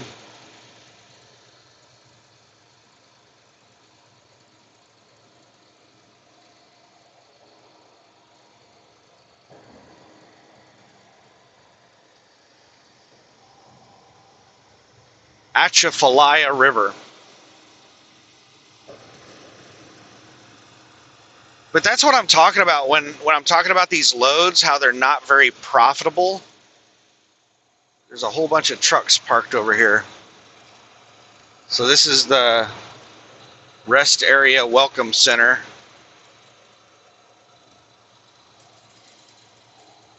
That is not the median. Yeah, there are a whole bunch of people in the median at this spot, but I could have swore there was another spot where there's a little island in the median.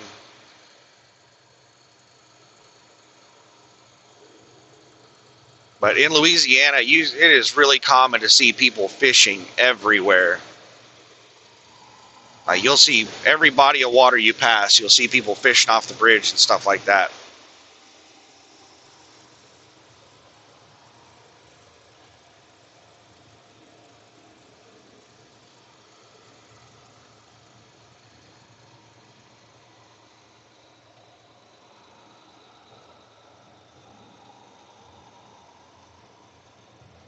Jesus, man, people are so aggressive. I don't know if you can see that car, but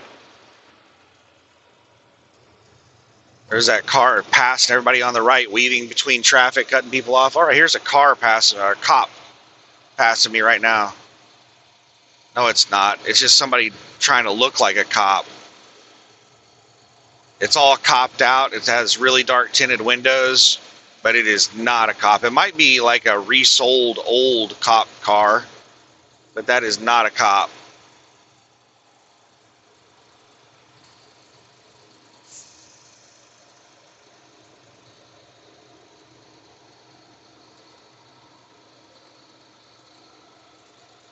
So yeah, that's what I'm talking about whenever I say that these, these loads don't really pay enough money, most of these dedicated runs. Yeah, it's a lot of money for me because my costs are so low. My costs are much lower than most people's costs. What we just did was some math with somebody that has like normal costs. And we're only making $66,000 a year after all expenses. And you're working, 70 to 90 hours a week for 40 weeks of the year to do it.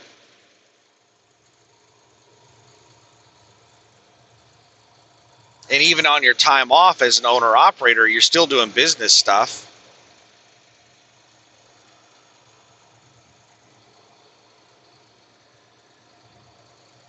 So you don't even have that 12 weeks a year fully off like an employee. You're probably doing a whole bunch of maintenance and repairs on the truck during that 12 weeks off.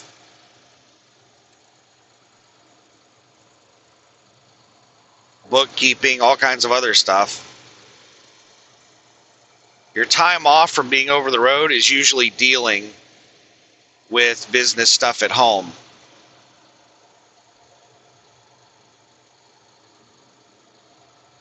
That is a lot of work to only make $66,000 a year. And then you're going to pay higher taxes than an employee on that $66,000.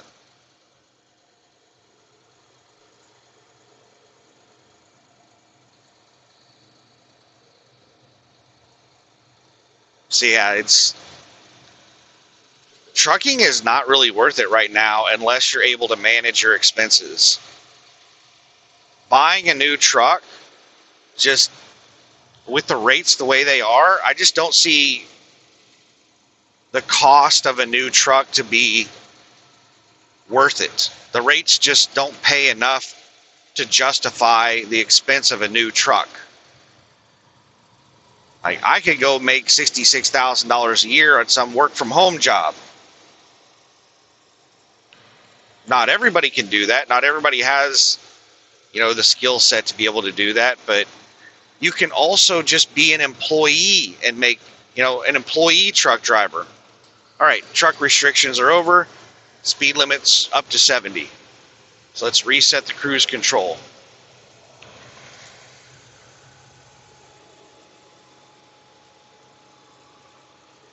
And I've got 14 miles until I get onto I-49.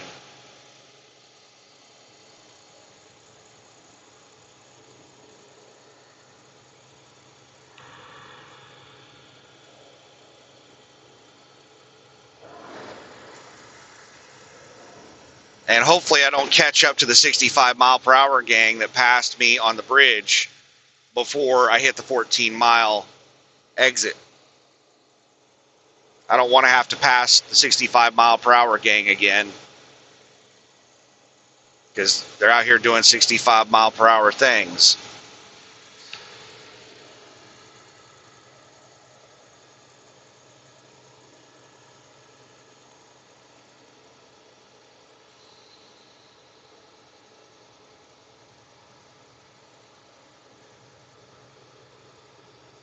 But yeah, 66 grand a year buying a brand new truck, running this dedicated contract, doing 3,000 miles a week for 40 out of 52 weeks of the year.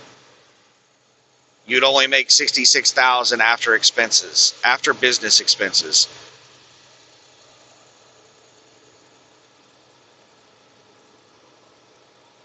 That sucks. LTL drivers make more than that.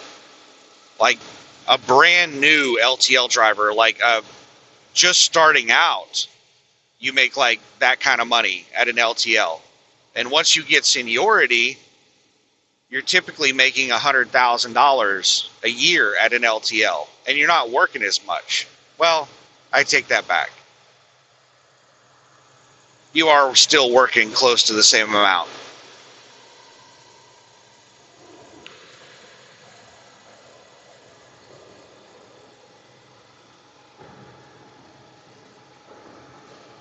But you're making a lot more money.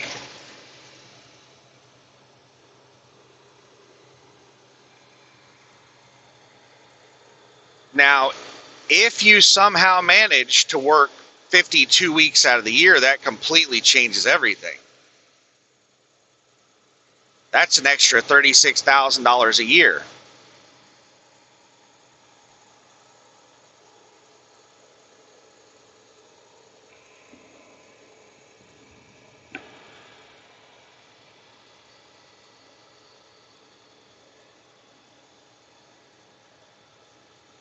That takes you up to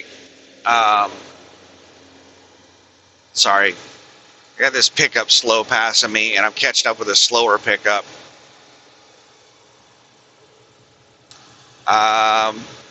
66 plus 36 will be $102,000 a year, I think. pickup slow passing me has slowed down after it got in front of me. Now it's speed matching me. Now it's speeding back up again.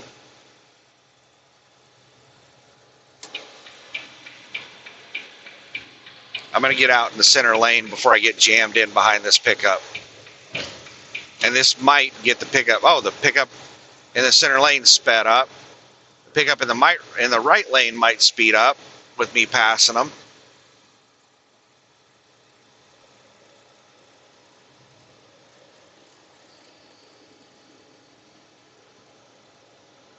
But even $102,000 a year, if you somehow managed to work 52 weeks per year, well, actually we would have to redo everything because your truck wouldn't last 8 years.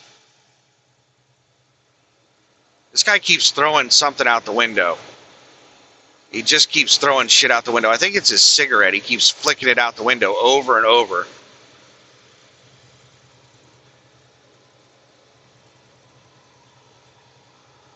He's talking on his phone and smoking his. Now he's speed matching me. He's talking on his phone and flicking his cigarette out the window, and he just realized he's getting passed by a truck, so he's sped up. Now he's slowing back down.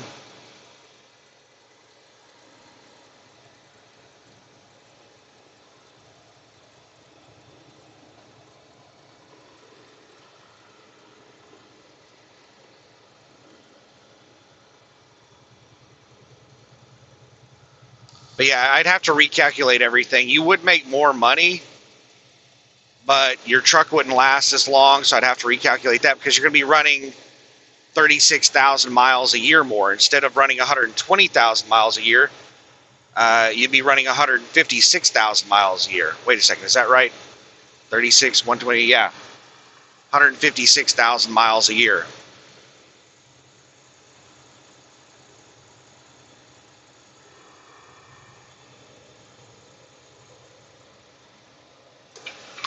So yeah, I'd have to recalculate everything. It would be more money, but it would be nearly impossible to do. It's nearly impossible to have 3,000 mile weeks every week of the year because breakdowns happen. There's going to be issues with freight where, you get held up at a shipper or a receiver, or it takes them a couple of days to find you a load, or there's going to be things that happen. There's going to be weather events where you just get stuck because of road closures or hurricane or whatever.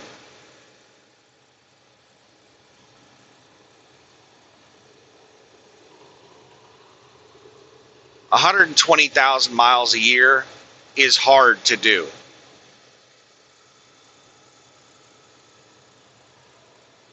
$156,000 miles a year as a solo driver, really, really hard to do. You couldn't do that on a 3,000 mile a week average. You'd have to have like a 3,500 mile a week average or 3,600 mile a week average to offset the disruptions that you would have. You couldn't do it on a 3,000 mile a week average. You would have to be the luckiest person of all time to not have any disruptions all year. Just a second here, I got a slow four-wheeler and we're in a truck restriction. We're in a right lane restriction. I got this slow four-wheeler in front of me. Bypass. It said to bypass.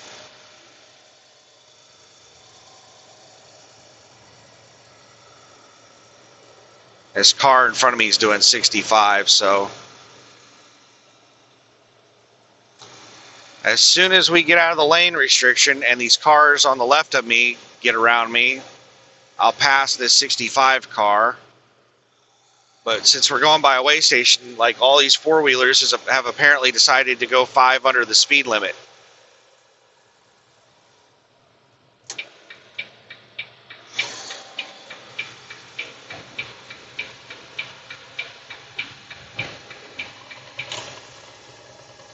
Oh, that car in front of me has a donut on the front left. They're not even supposed to be doing 65. I've never seen a donut rated for more than 55. Most of them are rated for like 35.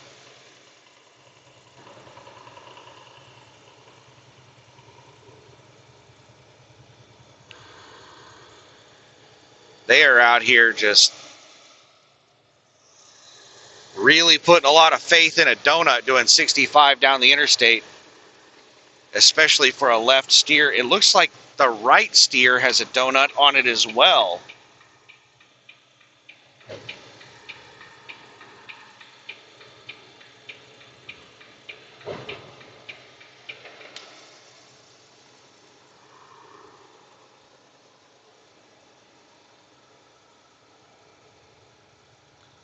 Looks like they might have blown both front tires and they've got donuts on the two front tires.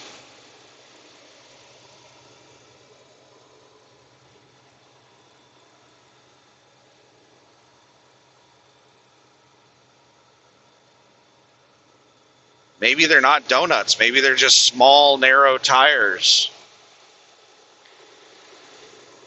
Maybe they think that that looks cool or something. Pretty sure they're donuts. Now, I'm pretty sure that's why they're not going faster than 65. They should probably be going a lot slower, though. 2.5 miles until I get onto Interstate 49.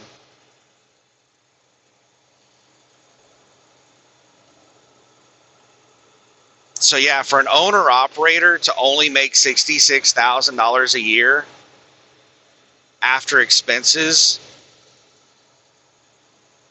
whenever you're making how much a year gross, that'd be 40 times 7. 2 miles, take exit 103B for I-49 North, US 167 North toward Opelousas. $280,000 a year gross. So your business gross is $280,000 a year.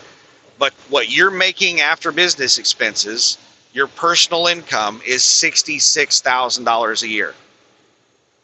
That is so bad as an owner-operator.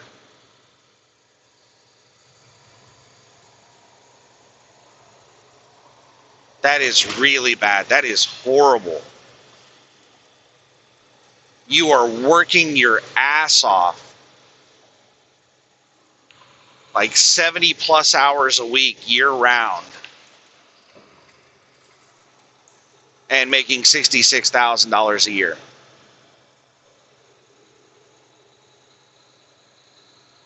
You're working the equivalent of two 30, what is that? Just a second here. I think it's $38,000 a year jobs. Just a second here. In half a mile, take exit 103B for I-49 North, US 167 North. All right, yeah, I was about to say, I don't think CRST is going to take this exit. I think it's going to be, most people are not going to take this exit. Yeah, everybody's fighting to get out of the lane. There are police reported ahead. Take exit 103B.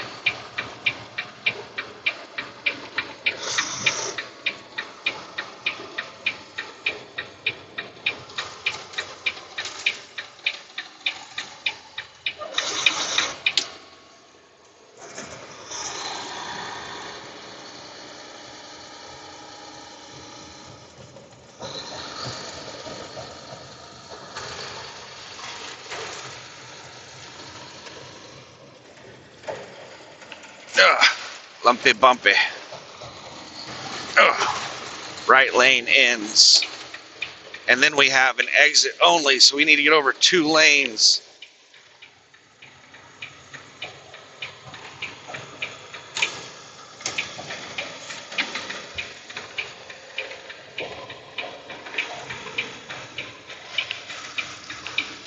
All right, we made it.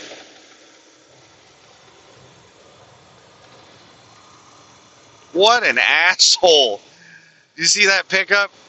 Used all those exit lanes to pass, then drove across the median of the exit to cut that van off. In 600 feet, you will arrive at your destination. Just... You have arrived.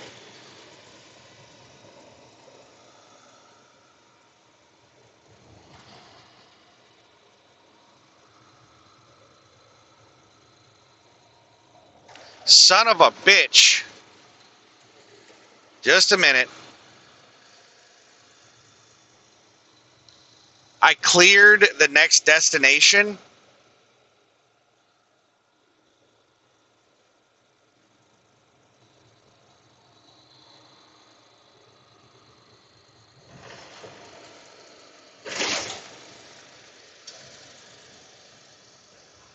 I'm going to have to pull over to fix my GPS.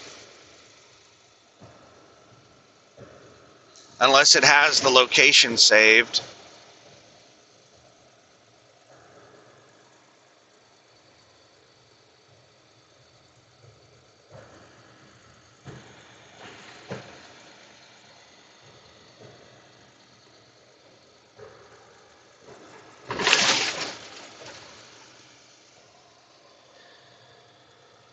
Oh my God. Oh my God. This pisses me off so much. Stupid.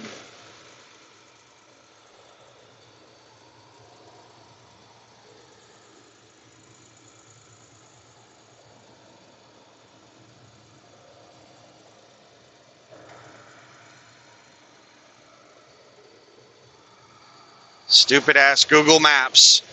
So I hit to clear off that plot point that I put so that Google Maps wouldn't route me through somebody's backyard.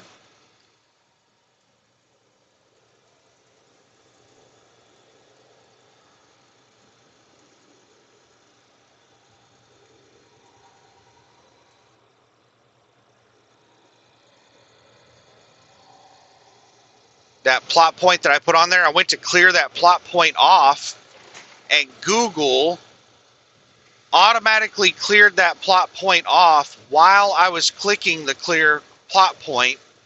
So it cleared both plot points, both of the plot points I had on there. Just a second, I'm waiting for an opening to get around this van that's going 10 miles an hour under the speed limit.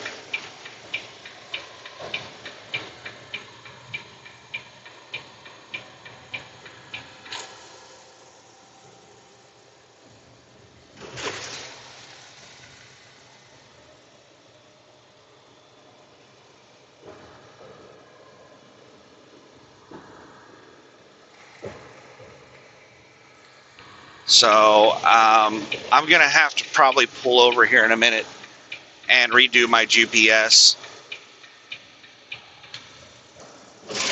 because it doesn't have the location saved.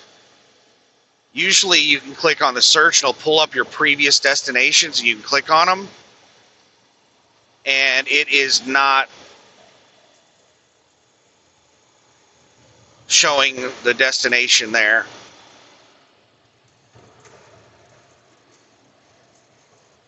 So I've got about, I don't know, 20 miles to find a place to pull over.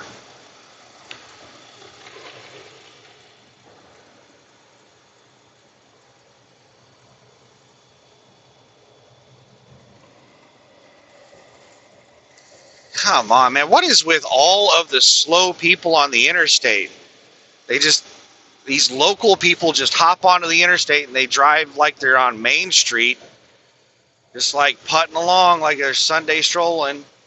It takes them like 5 to 10 minutes to get up to interstate speed.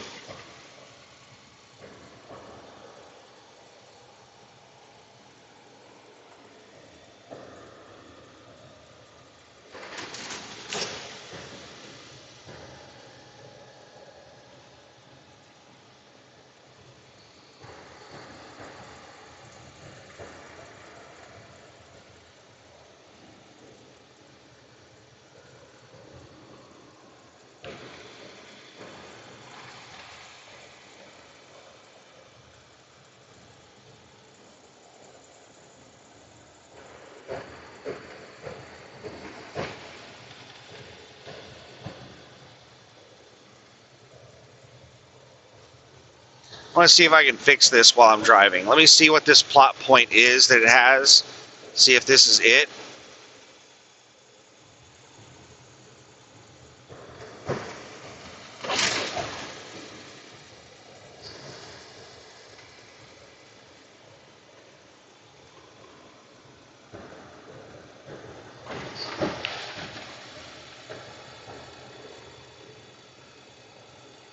It is not.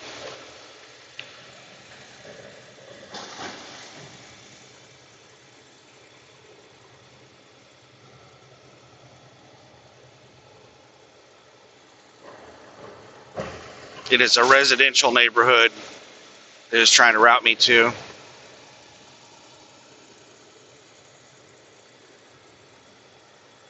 But it was close to the carbon plant.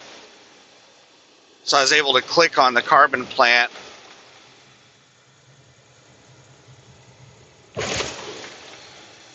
We're good now. I don't have to pull over.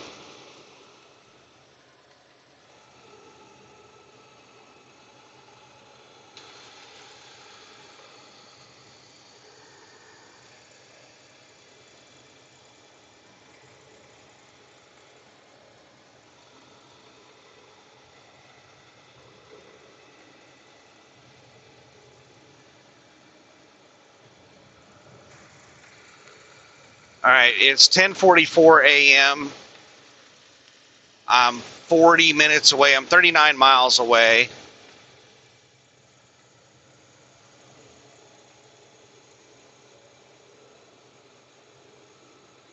So around 1:24 or 11:24 a.m.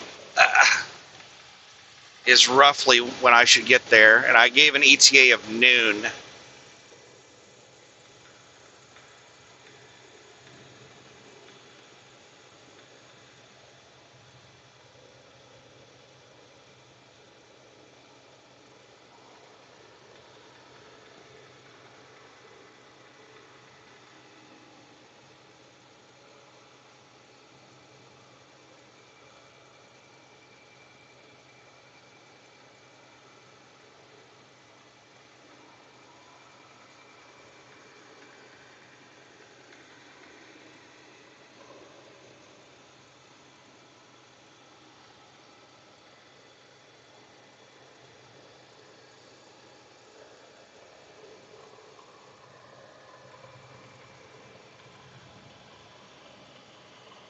So yeah, that was what I was trying to explain in the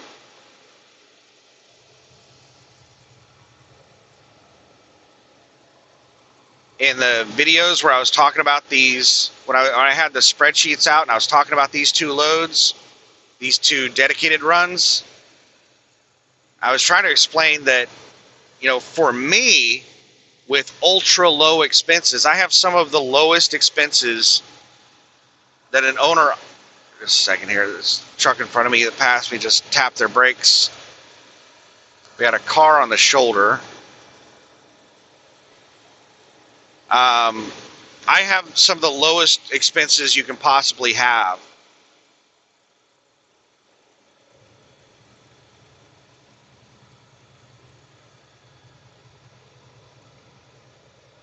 So for me, I can make quite a bit of money on these dedicated runs. But for somebody who has normal expenses, these dedicated runs, yeah, you can still be profitable, but is it even worth it? Like, go become a company driver if all you're making is $60,000 a year as an owner-operator. Just, to be an owner-operator, you're typically not going to have people with less than a year of experience. Oh my God, this is some rough road. You're not typically going to have people with less than a year of experience as owner-operator. Yeah, the shitty mega carriers try to talk new drivers into becoming owner-operators. So yeah, there are a lot of people with like 6 months of experience to become owner-operators. But I would say the majority of owner-operators have a year or more of experience.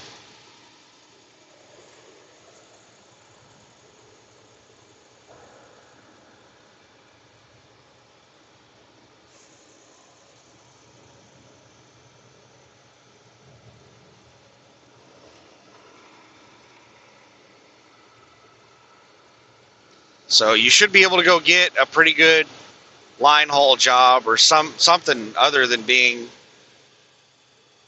an owner operator. Walmart used to be a fairly hard job to get, but Walmart's been begging for drivers over the last few years.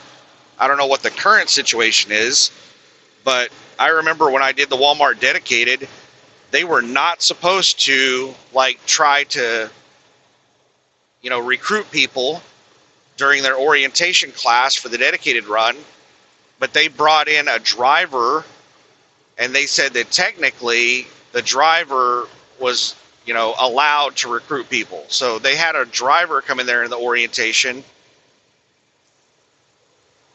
and try to recruit our class to come drive for Walmart. They said that they had 70 positions available at that one location in Sanger, Texas.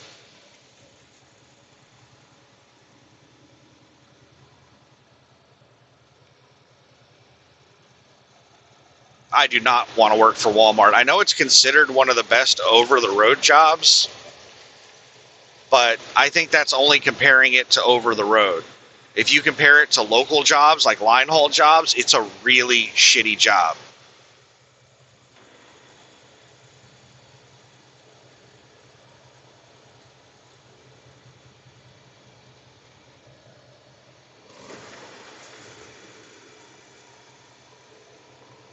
And the Walmart office people that I interacted with were so incredibly snobby and arrogant.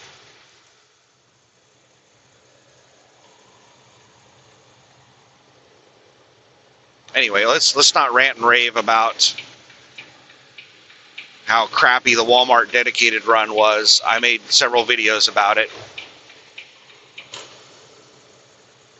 But yeah, 60 grand a year as an owner operator, that is so bad. Unless you're only working a couple of months out of the year, which that's basically what I do. I typically only make somewhere around $60,000 to $100,000 a year for the business, total revenue for the business of $60,000 to $100,000 a year. And what I actually make after all business expenses is typically only somewhere in the area of $30,000 to $60,000 a year. I don't make very much money. I probably qualify for food stamps, but I choose that. I only work a couple of months a year. If you're working year round, 70 plus hours a week, and you're only making $60,000 a year, just go get 2 fucking jobs at fast food restaurants. Just go get 2 McDonald's jobs, 2 different McDonald's, or McDonald's and Wendy's or something. You'll be happier, and you'll make about the same amount of money. McDonald's is, a lot of fast food restaurants are paying $20 an hour these days.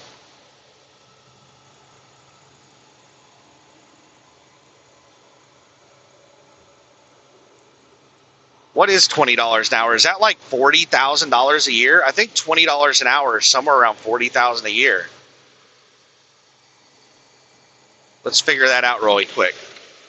So that's $800 a week times 52 weeks. What was that? 800 times 52. So that'd be $41,600 a year.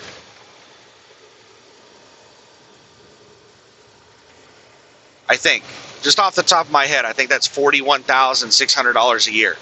So a full-time job at McDonald's is going to pay you $41,600 a year. And that's a 40-hour work week doing an easy job. And it has the perks of you being able to steal chicken nuggets occasionally, and you can sneak some fries. I worked at McDonald's in high school. I ate a lot of free food. The first couple weeks I was there, I paid for my food with my really shitty 15% employee discount. But after a couple weeks, I realized that I was the only person that was paying for food. So after a couple weeks, I just stopped paying for food. And I ate all day for free.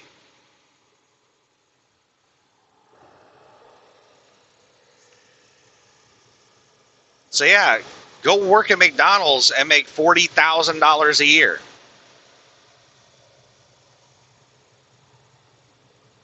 And if you want to really go all out, go get 2 fast food restaurant jobs, 2 full-time jobs, each one of them paying 40 grand a year.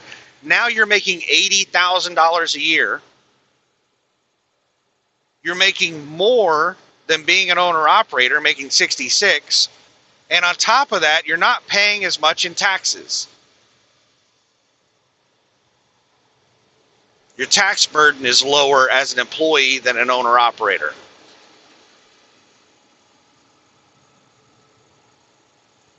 Because your employer pays half of your, like, I forget what it is, your Social Security and Medicare taxes.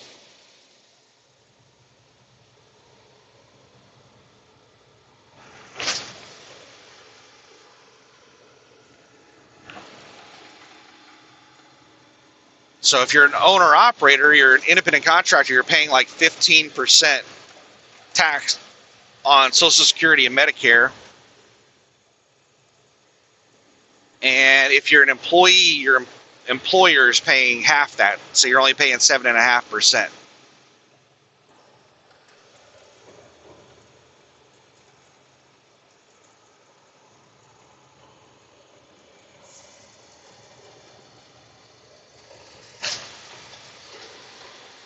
So yeah, if you're getting into trucking just for the money,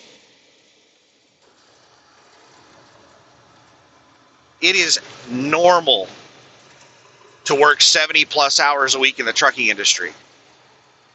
So you could go get 2 fast food jobs, making $20 an hour at each, work 80 hours a week, 70 to 80 hours a week, and make more as a fast food worker than you can as a truck driver. And you're going to work fewer hours because truck drivers work like 70 plus hours a week. They can only legally work a maximum of 70 hours a week, but we all do a lot of things off the clock. It's expected that you're going to do work off the clock.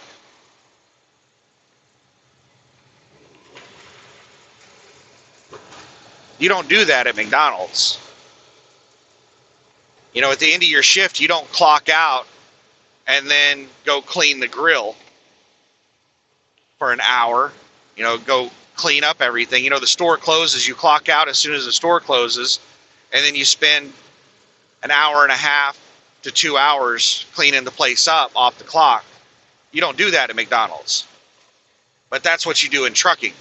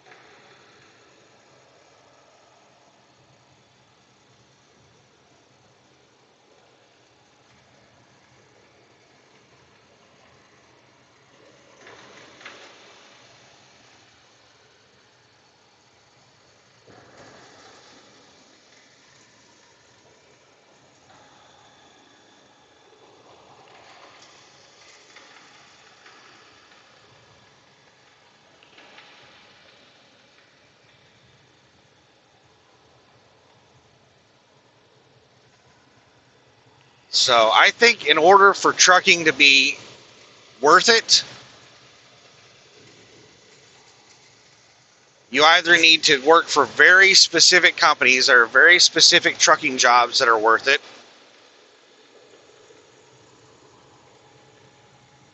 Most over-the-road jobs are not worth it.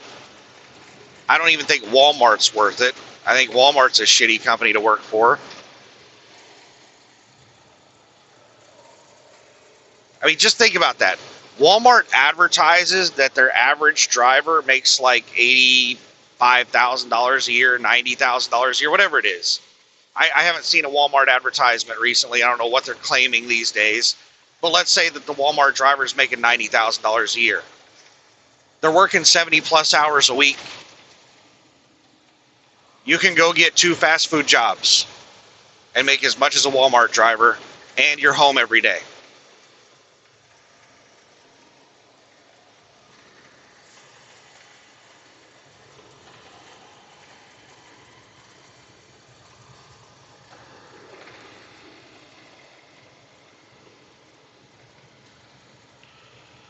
So I think the only thing that's worth it as a truck driver is if you get on with certain companies like line haul.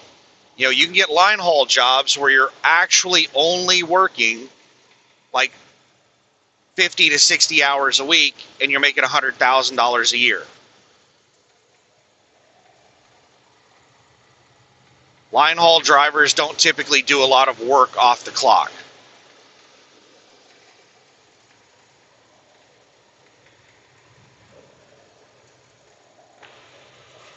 And then as an owner operator, if you're able to manage your expenses and your revenue is high to where your profit margin is really good, then being an owner operator, it can be amazing. But if you're an owner operator that is not managing your expenses well and your revenue is not high, then you could be making like less than McDonald's money. Like you could be making less than a fast food worker.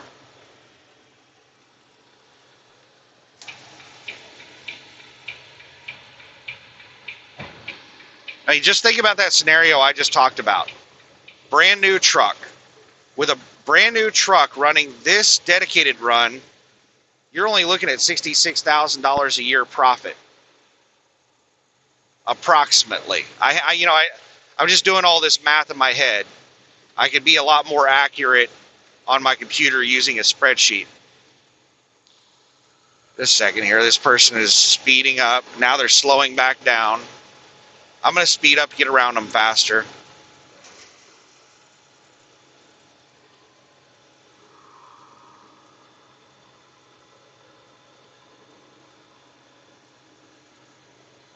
But just think about that. Put that into context.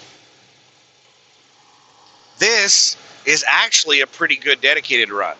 It's not great. It's not amazing. It's not the best. But it's a lot better than average. Most of these dedicated runs are paying like $2 a mile or less gross to the truck. And this dedicated run is paying $2.38 a mile gross to the truck.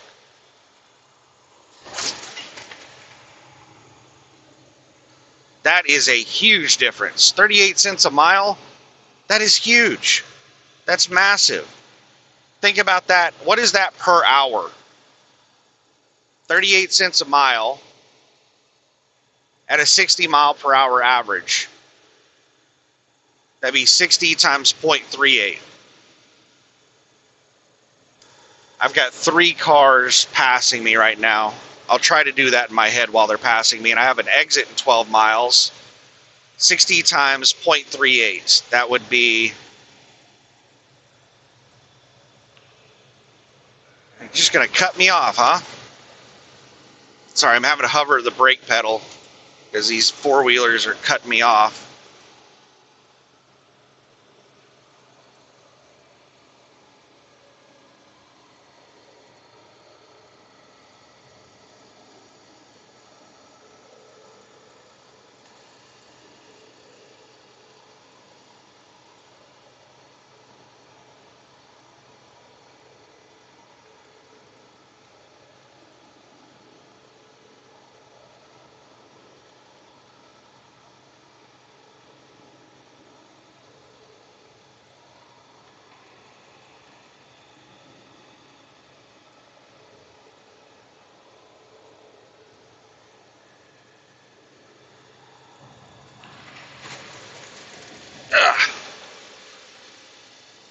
Is that $22.40? Let me try to do that again.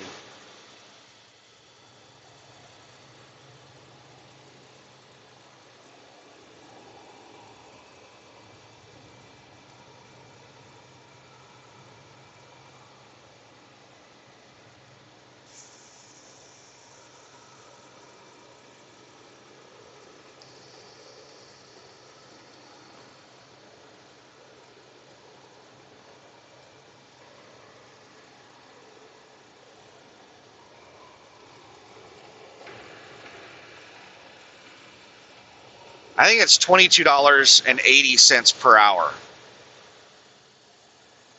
So that's an extra $22.80 per hour that I'm making while I'm driving, above and beyond what most of these contracts pay. So that's not my total pay, that's just my extra pay that's above and beyond most of these dedicated runs.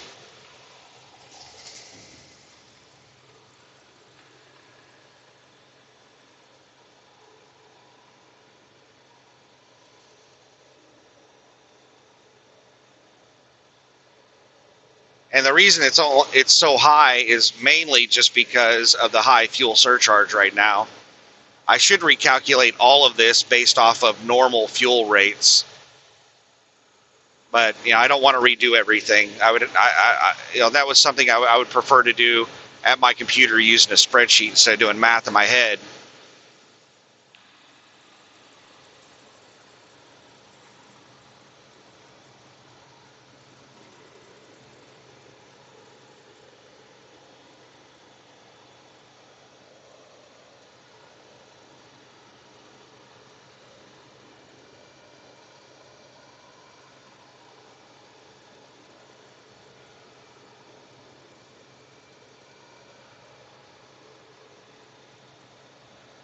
So yeah, if you were running like one of the cheaper dedicated runs, you could probably be making less than $40,000 a year after expenses.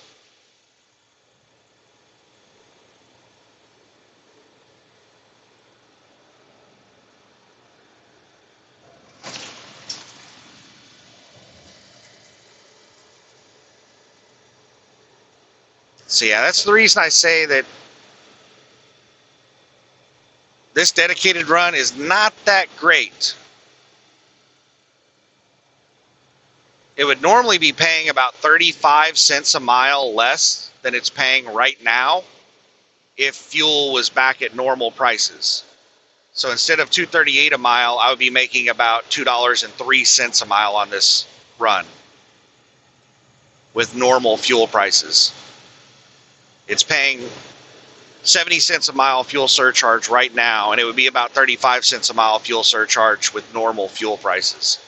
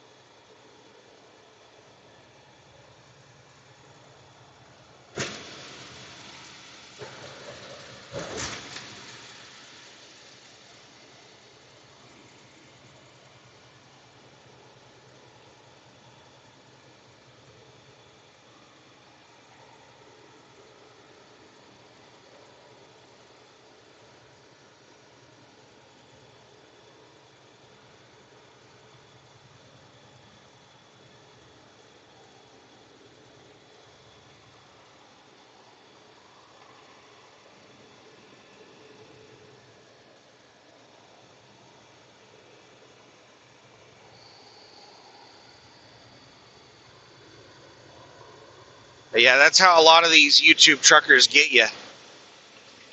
They just tell you what the gross is, or a lot of these shady sons of bitches, they'll tell you the full rate. They'll be out here, what's the full rate on this load? What is this load paying per week? At 3,000 miles, that'd be $3.10 a mile. That'd be 9,000. Well, we got a cop trying to pull somebody over. What's going on over here on the other side of the interstate? So that would be 10. Yeah, he's trying to pull that truck over, and that truck's not pulling over. Oh, the truck has their turn signal on, is hitting their brakes now. They just realized that they were being pulled over. Like, not checking their damn mirrors. All right, so that would be, I think it's $9,300. So you have a lot of these shady YouTube truckers that are going around posting videos. I made $9,300 this week. And that's the full rate. That's the total amount the customer's paying. That's not what that person made. When actually, it was $7,000 gross to the truck. That's what they actually made. And then after all their expenses, you know, they're looking at like maybe $2,500, because like out of that $7,000, $3,000 of it's going to fuel. So now they're down to $4,000, and normal weekly expenses are somewhere in the ballpark of like $1,000 to $1,500. So, you know, they're going around telling people that they're making $9,300 a week, and in reality, after all their expenses, they're making between $2,500 and $3,000 a week.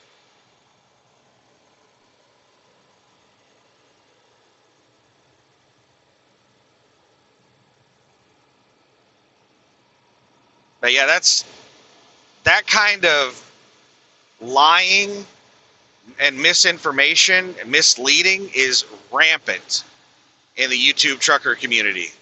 It is a huge problem, and it sets false expectations for people.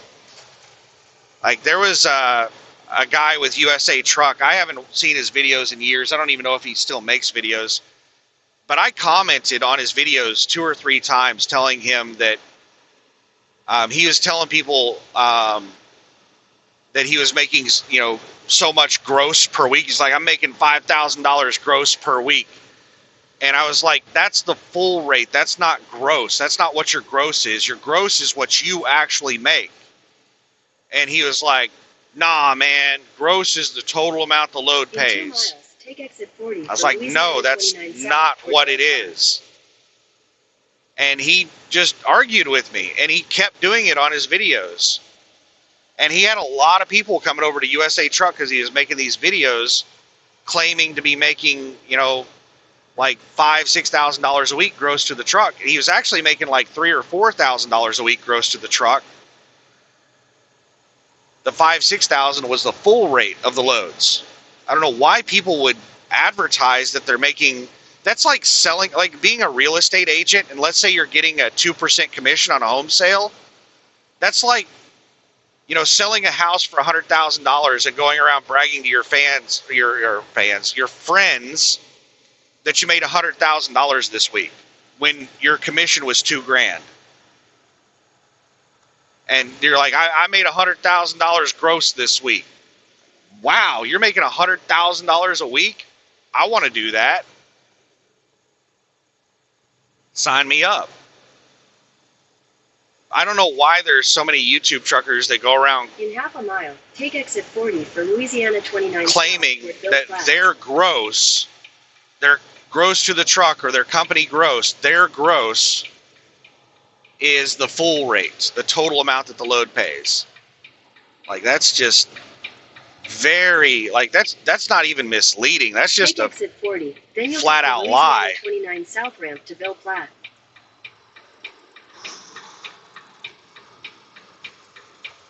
All right, we got somebody riding a dune buggy down the shoulder. Looks like a golf cart. Looks like an off-road golf cart.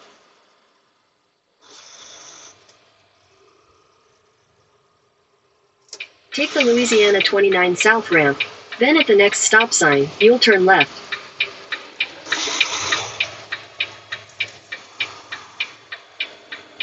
All right, these guys are going to the right.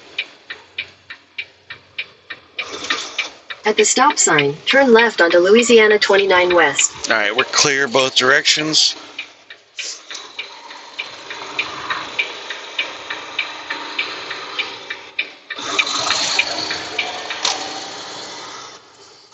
Lane ends, merge left.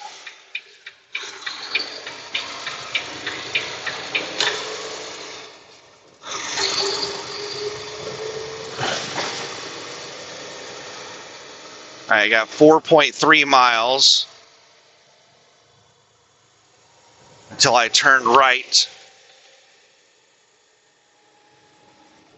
into the plant entrance. And then I've still got 2 miles down a road to get to the plant.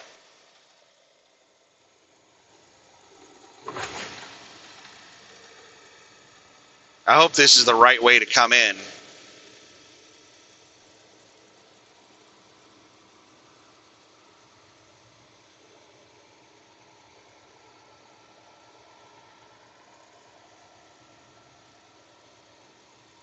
See what the weight limit is on this bridge.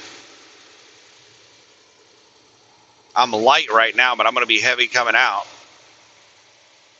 I'll ask him, if this is a low weight limit bridge, I'll ask him, like, well, how the hell are we supposed to get out of here?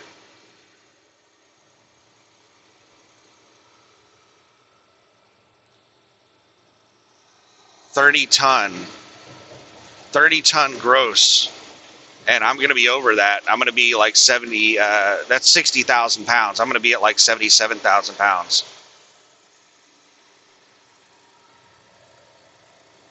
So I'm going to look and see if there's another route out of here. I'll ask the other drivers if I run across one.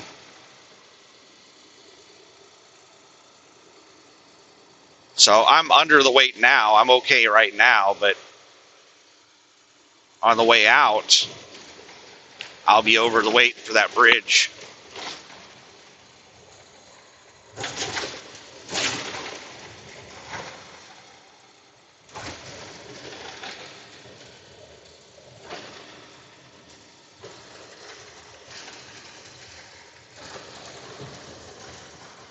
Nice little shoulderless road.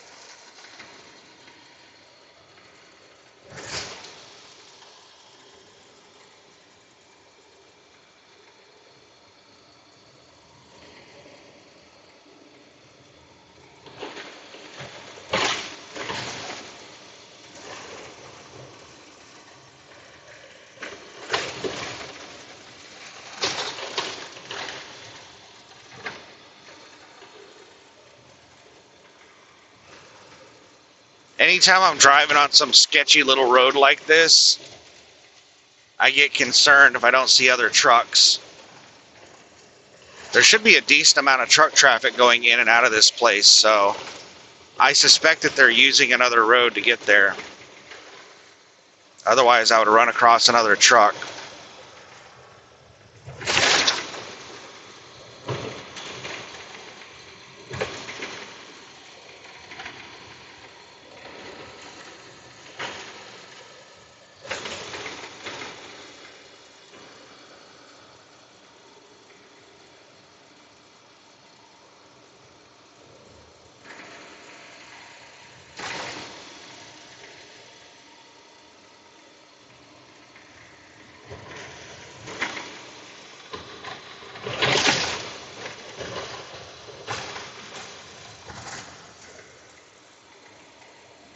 This thing doesn't count as a truck.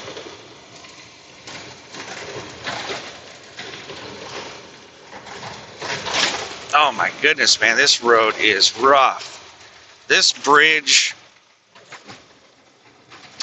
does not have a posted weight limit.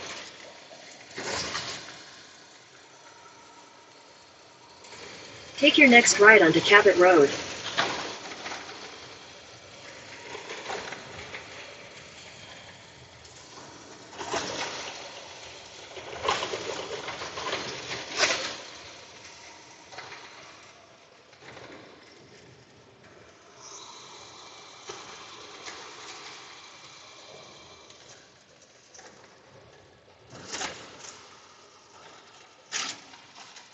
Turn right onto Cabot Road.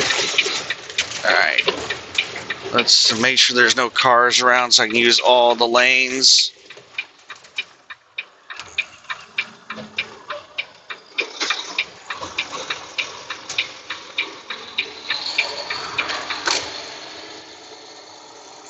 Alright, we got 1.8 miles until we get there.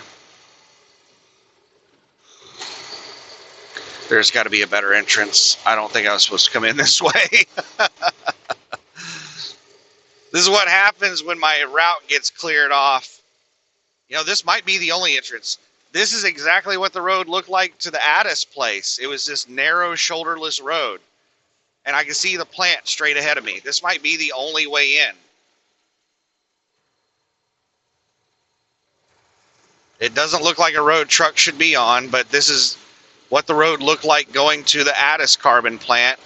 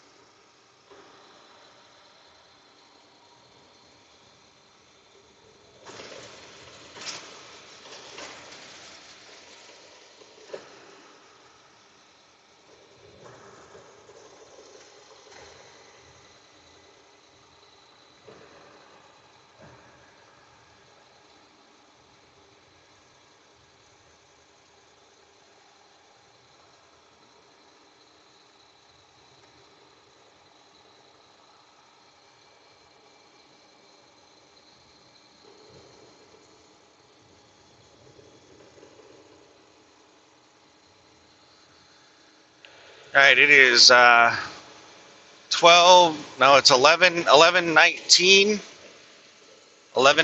a.m.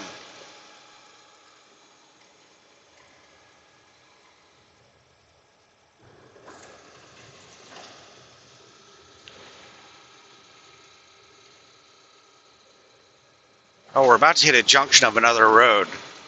This is probably the road I was supposed to come in on. This is Louisiana 1171. I bet At the you next stop sign, turn right. $100. At the stop sign, turn right onto Louisiana 1171, then immediately turn left onto Cabot Home, Indian Hills Road. Yeah. Oh no, that road looks just as bad. In 1,000 feet, your destination will be on the left.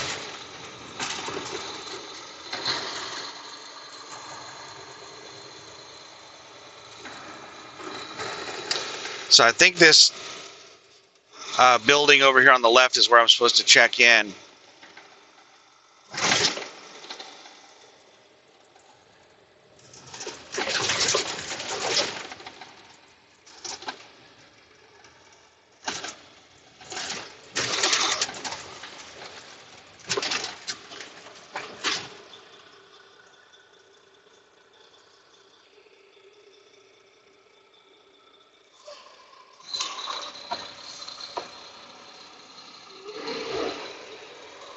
I don't know where in the hell I'm supposed to go. So I am going to just pull off over here to the side, and I'm going to walk up to the security building Your and ask them. destination is on the left. It says for trucks to use the intercom. I don't know what in the hell intercom they're talking about. I'm going to leave this beautiful bean footage rolling. You can watch the cows over there while I walk over to the building. Be back in a minute.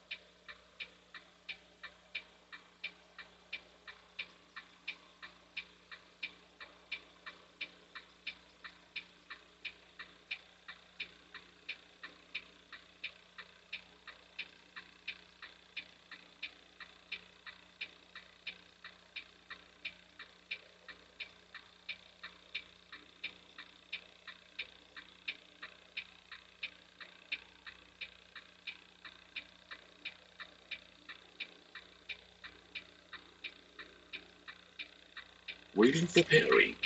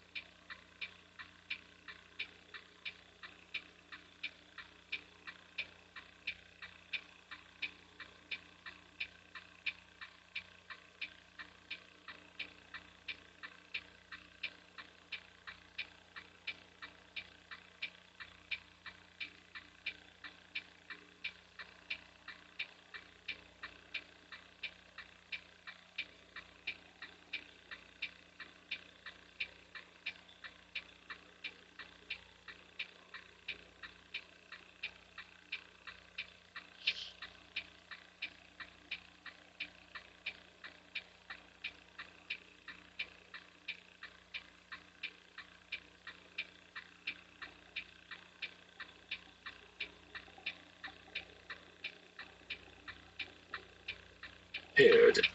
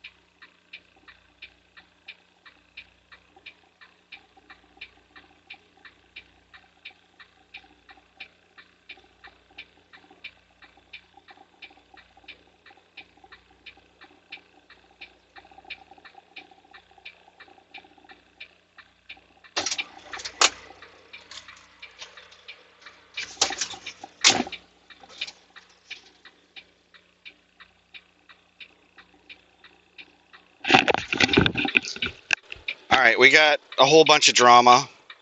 The Texarkana load is not going to be ready until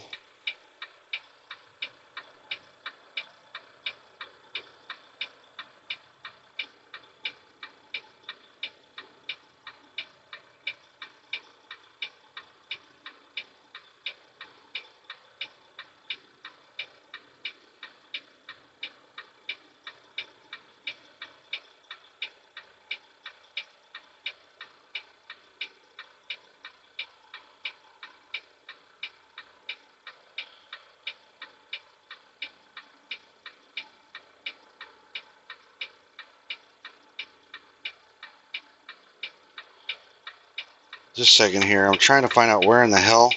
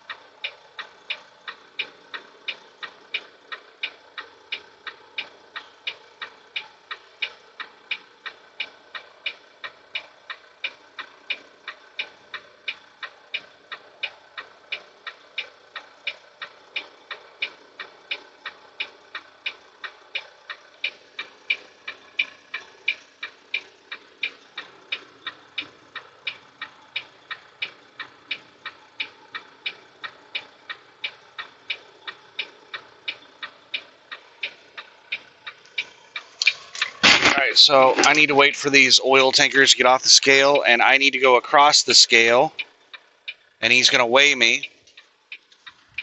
And then when I leave, he said if I'm bobtail, just drive on by. I don't need to pull in here. I can just go down the road.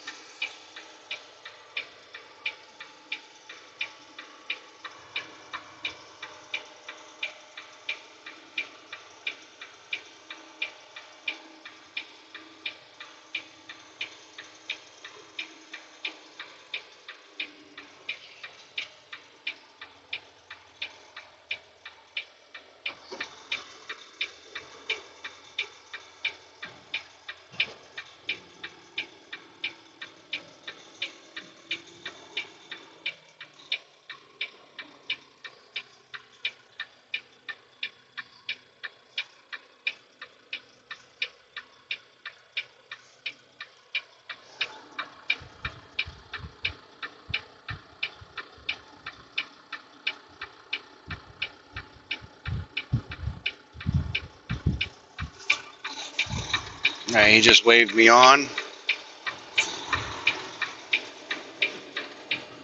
Run, little bird, run. I don't know if you can see it. There's a little bird running across the road in front of me.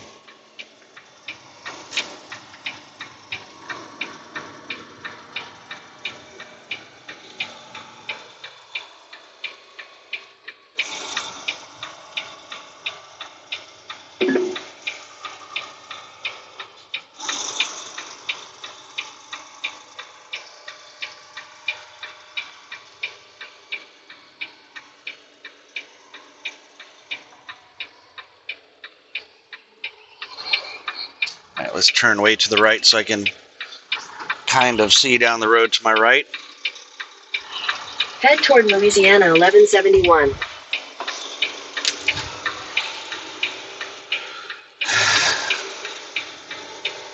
It looks like the truck in front of me is trying to like keep it under 5 miles an hour. I hope I'm not going to have to follow them all the way Continue on Indian Hills Road for 1 mile. to the drop point.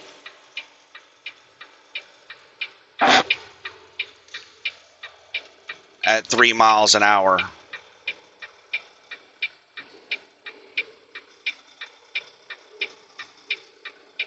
The direction I got was the road, get out here on this road, and the road does an S thing, and after the S thing, you'll see trailers on the right. Those were the direction I was given.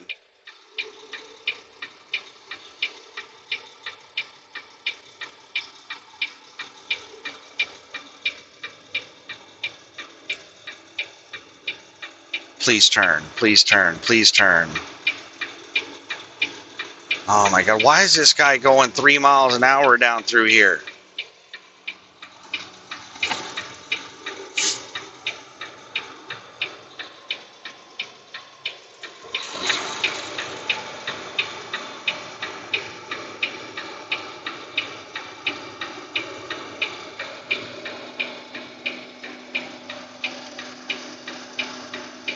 Speed limit 11 miles per hour. That's the speed limit on this side road. Speed limit on this road's got to be at least 10 to 15, not 5. This guy is just trying not to kick on his drive line.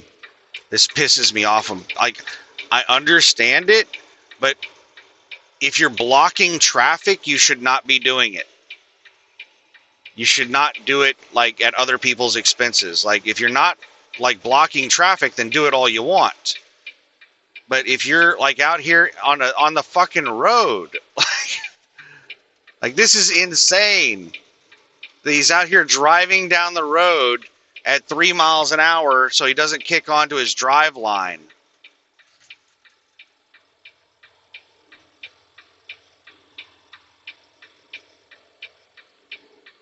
I cannot believe somebody would do this.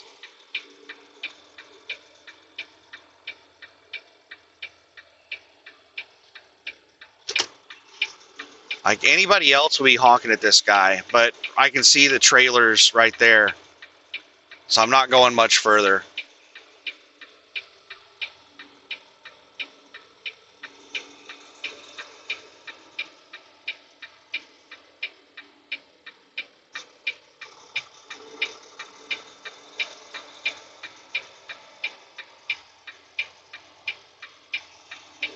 What is he doing? Okay, he's pulling in over here to the left.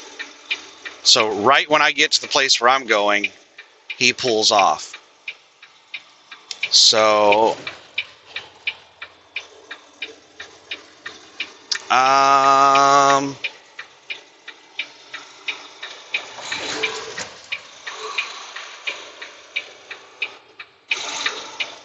going to circle around.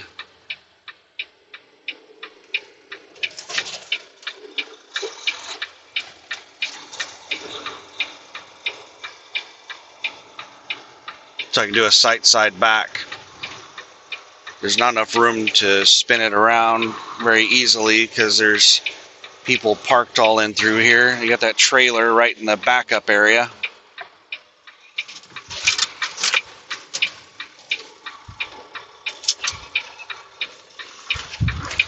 I don't know why ABF, lazy bastard, just parked his trailer right there in the middle of every damn thing.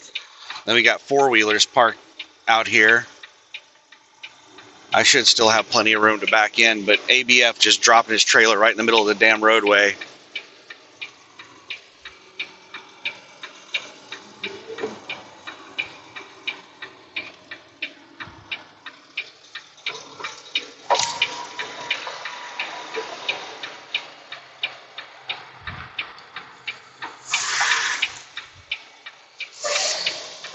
I'm probably going to have to do a couple pull-ups because of ABF.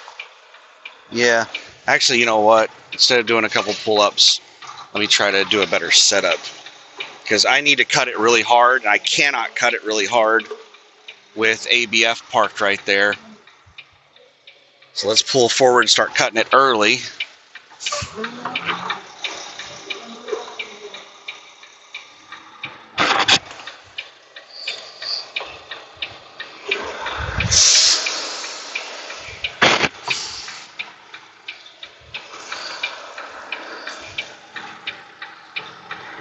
Yeah, this is still not good. I need to redo this whole thing because this ABF trailer's got everything just screwed up.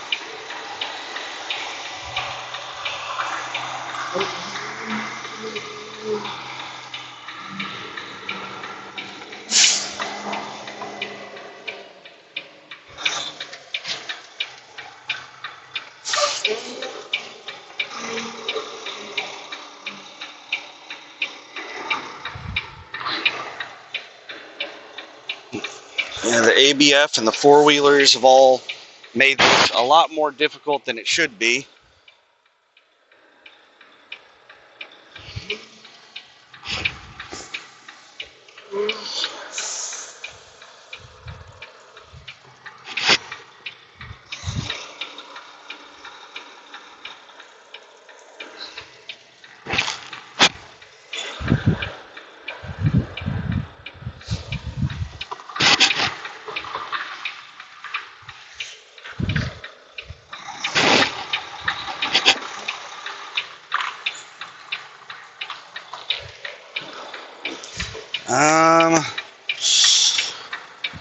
Damn it. Don't really have enough room to pull up here. Let's pull up a little bit. I'm going to have to do a few pull-ups to get it straightened out. We're in the spot pretty good, but I can't cut. I need to cut really hard to the right to get in front of the trailer, and I can't do that because the ABF trailer is there. We got it. We got it. We got it.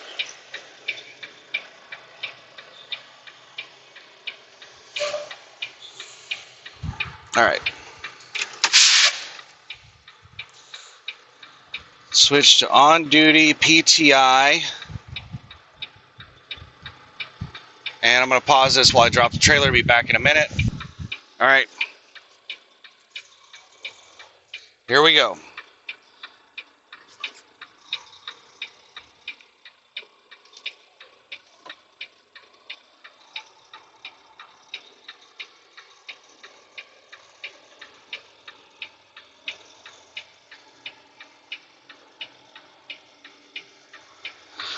Now I'm going to go out the same way I came in. We're going to that Pilot truck stop right there at the exit of the interstate.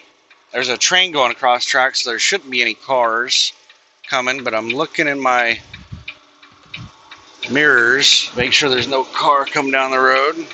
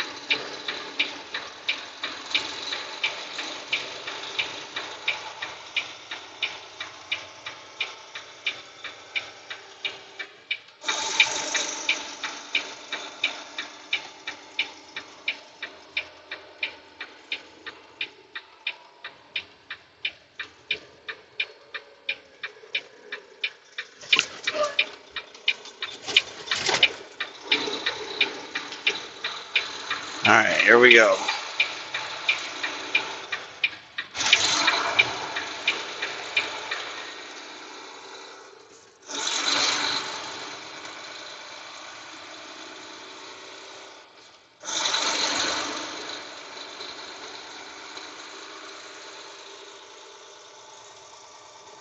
Wish there was a truck in front of me. I can see which direction it's going. I think the trucks might be turning to the right, because turning to the left doesn't go to the interstate. Turning to the right goes to town. And then there's a highway from At town. the next stop sign, turn right. That goes to the interstate.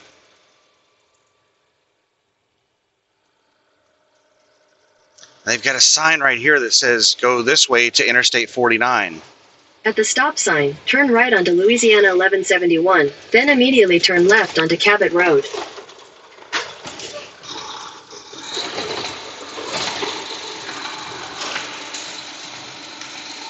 There's a big ass bird eating something in the road.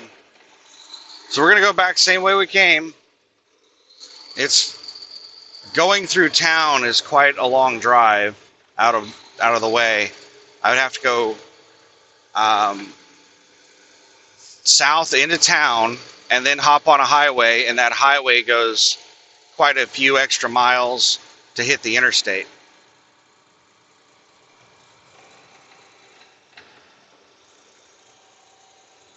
But I think that's the way all the trucks are going.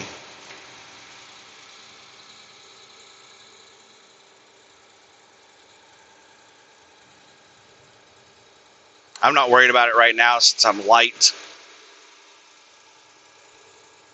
But that bridge had a I would be overweight by about 18,000 pounds on that bridge when I'm loaded. Has a 60,000 pound weight limit. And on the way in with the trailer, I weighed about 34, and now I weigh about 20.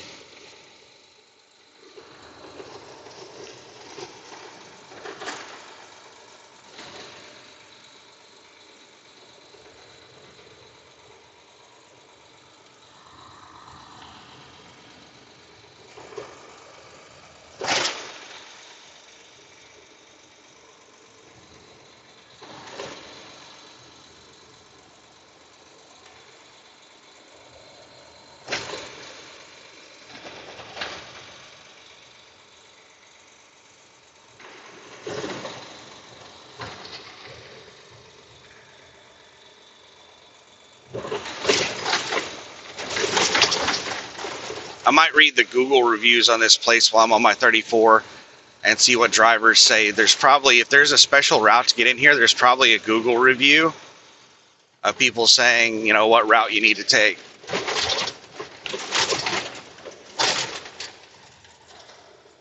But I would suspect that if they didn't want us taking this At road, the next stop sign, turn left. they would have like no truck signs or something on this road.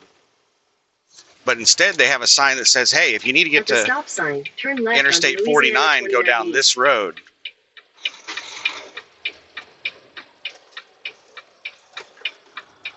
All right, I don't see any. Oh, there's somebody flying down the road. There's a tree to my left, so I was driving, nudging forward and leaning forward, trying to look underneath that tree to see down the road. And right when I was about to pull out, I saw their headlights.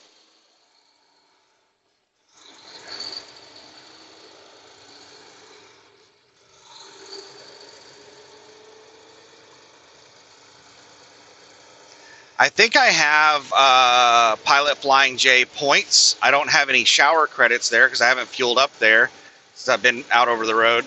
But I'm quite certain that I have enough points for a shower. So we're going to hang out at the Pilot Flying J right here. And Caitlin, I just sent her a text message telling her that I dropped empty 12601.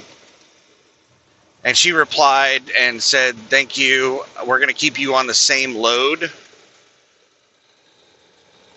for now. And so whenever you finish your 34, I'll just be coming back over here and picking up that Texarkana load.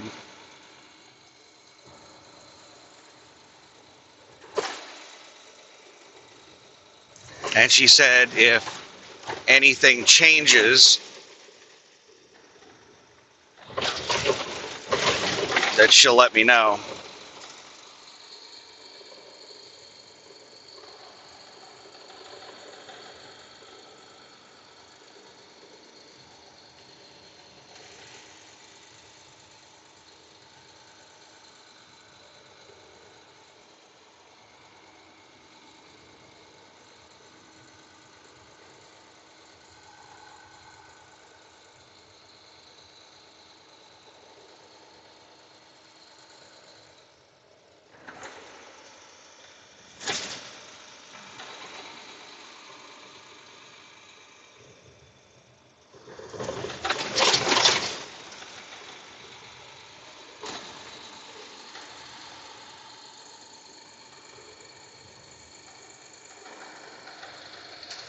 Oh, I see a truck, but it looks like it's just a box truck.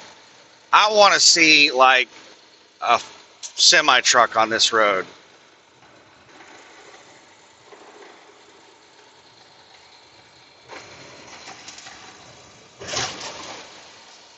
That might be a semi truck.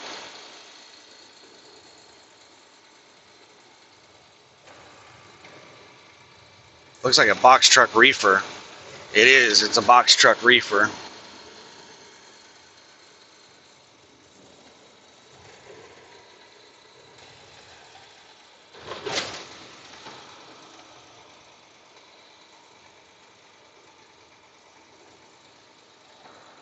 I need to put together a list of tips and tricks for new drivers and then do a video on tips and tricks for new drivers. Like, there's a lot of little things that new drivers typically screw up on. For instance, don't back the trailer or the tractor all the way against a curb. You'll rip the mud flaps off. The mud flap will get caught in between the tire and the curb, and the tire will pull down on the mud flap and snap it off. That is usually something that people learn through trial and error.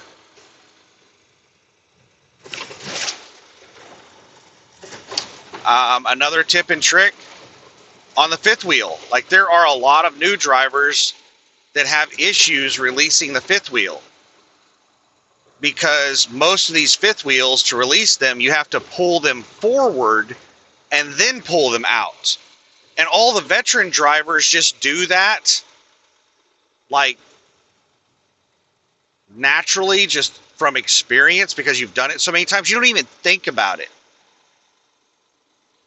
So when a new driver is having issues pulling a fifth wheel, a veteran driver will go over there and pull the fifth wheel and be like, yeah, I don't know why you couldn't pull it.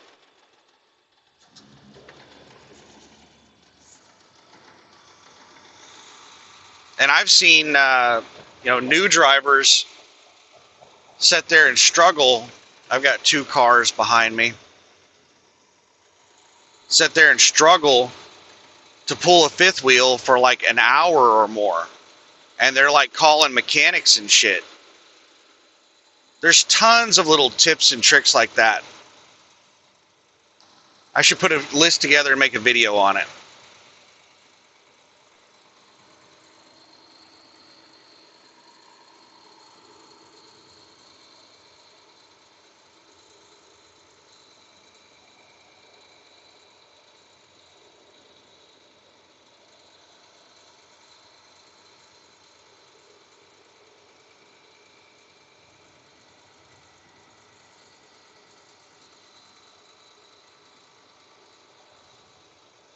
I didn't see any bobtail parking at the Pilot Flying J. I'll circle the parking lot and see if I can find a spot.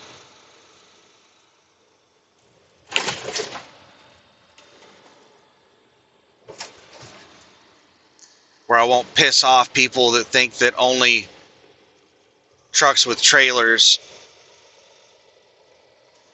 should be in full spots. They think that I should go park illegally in the car parking. Your destination will be on the right.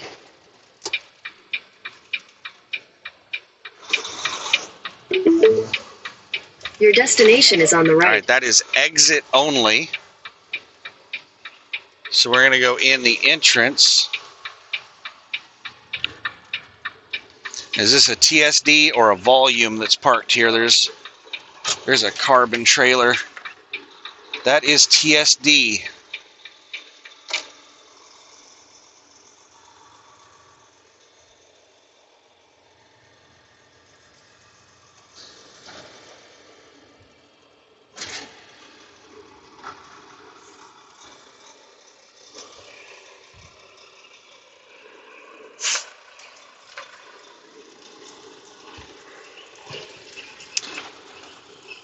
All right, let's circle the lot, see what we got.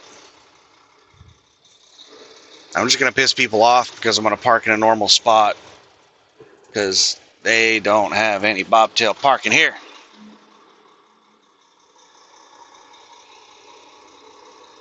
People can just be mad at me.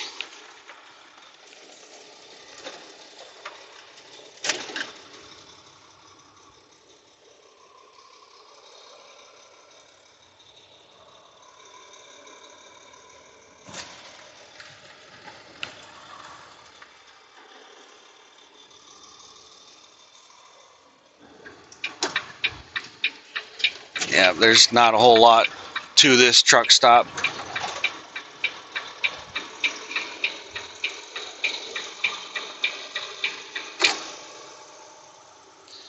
So rather than park in one of the really easy spots, I will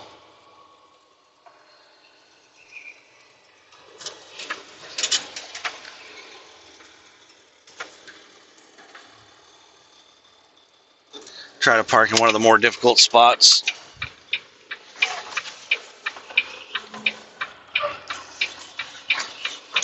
All these spots right here are going to be pretty difficult to back into.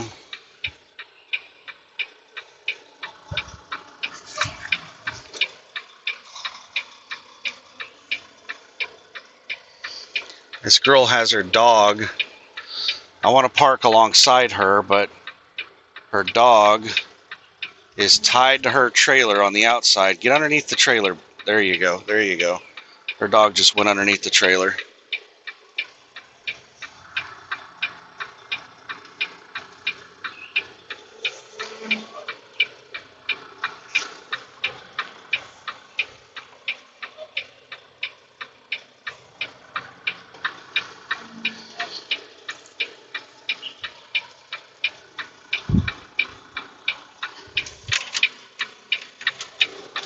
Let me see how I'm centered.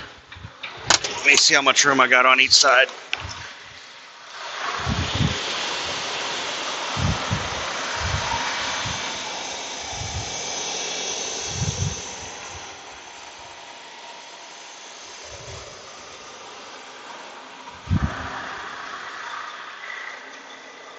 I'm a little bit over to the left, but not too bad.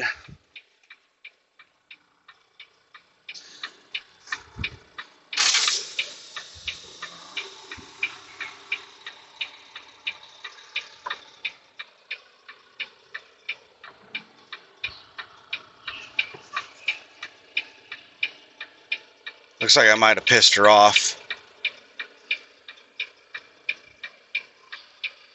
She looks like she took her dog, put it inside. So I'm going to park at the back here so that it gives people a lot more room. Yeah, she just gave me a nasty look.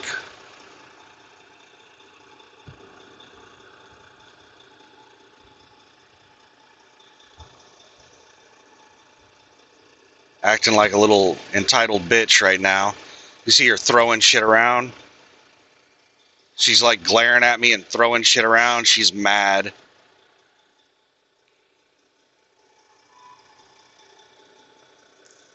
Pissed off because I parked next to her.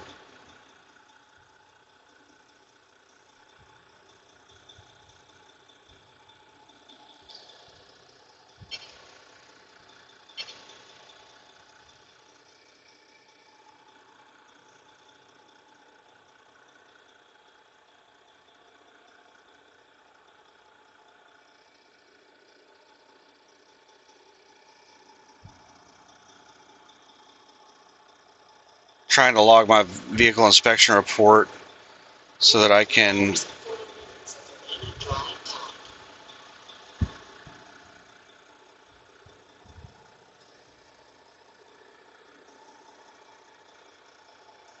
wrap up my day here. So I still have 10 hours and 9 minutes on my 14-hour clock. So I only used a little over 3 hours today.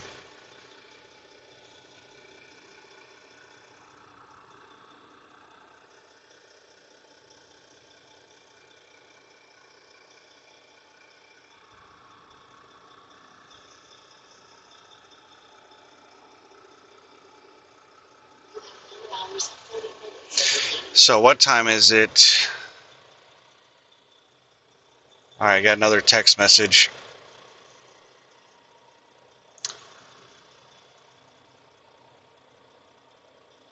Oh no, that's the old text message.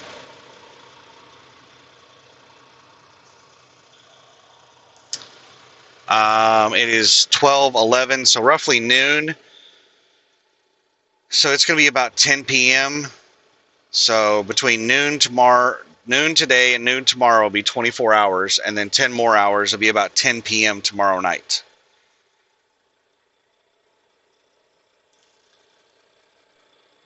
So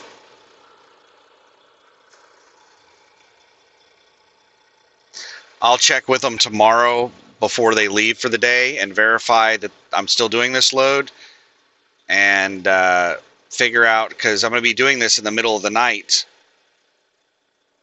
So like they're not going to be around for me to contact to ask questions. So I'm going to need to get everything figured out. Like, what am I doing? You know, what's going on?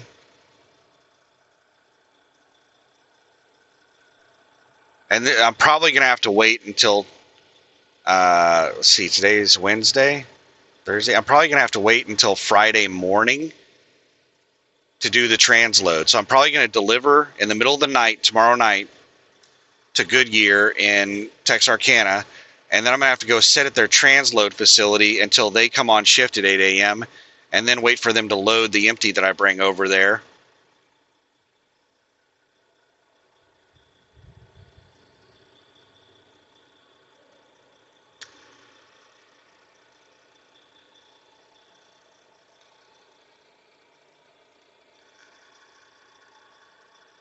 I don't know. Hopefully they have a preloaded trailer for me to do a drop and hook there.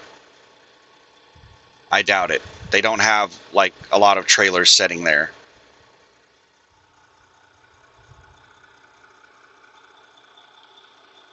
All right, I just started my sleeper time.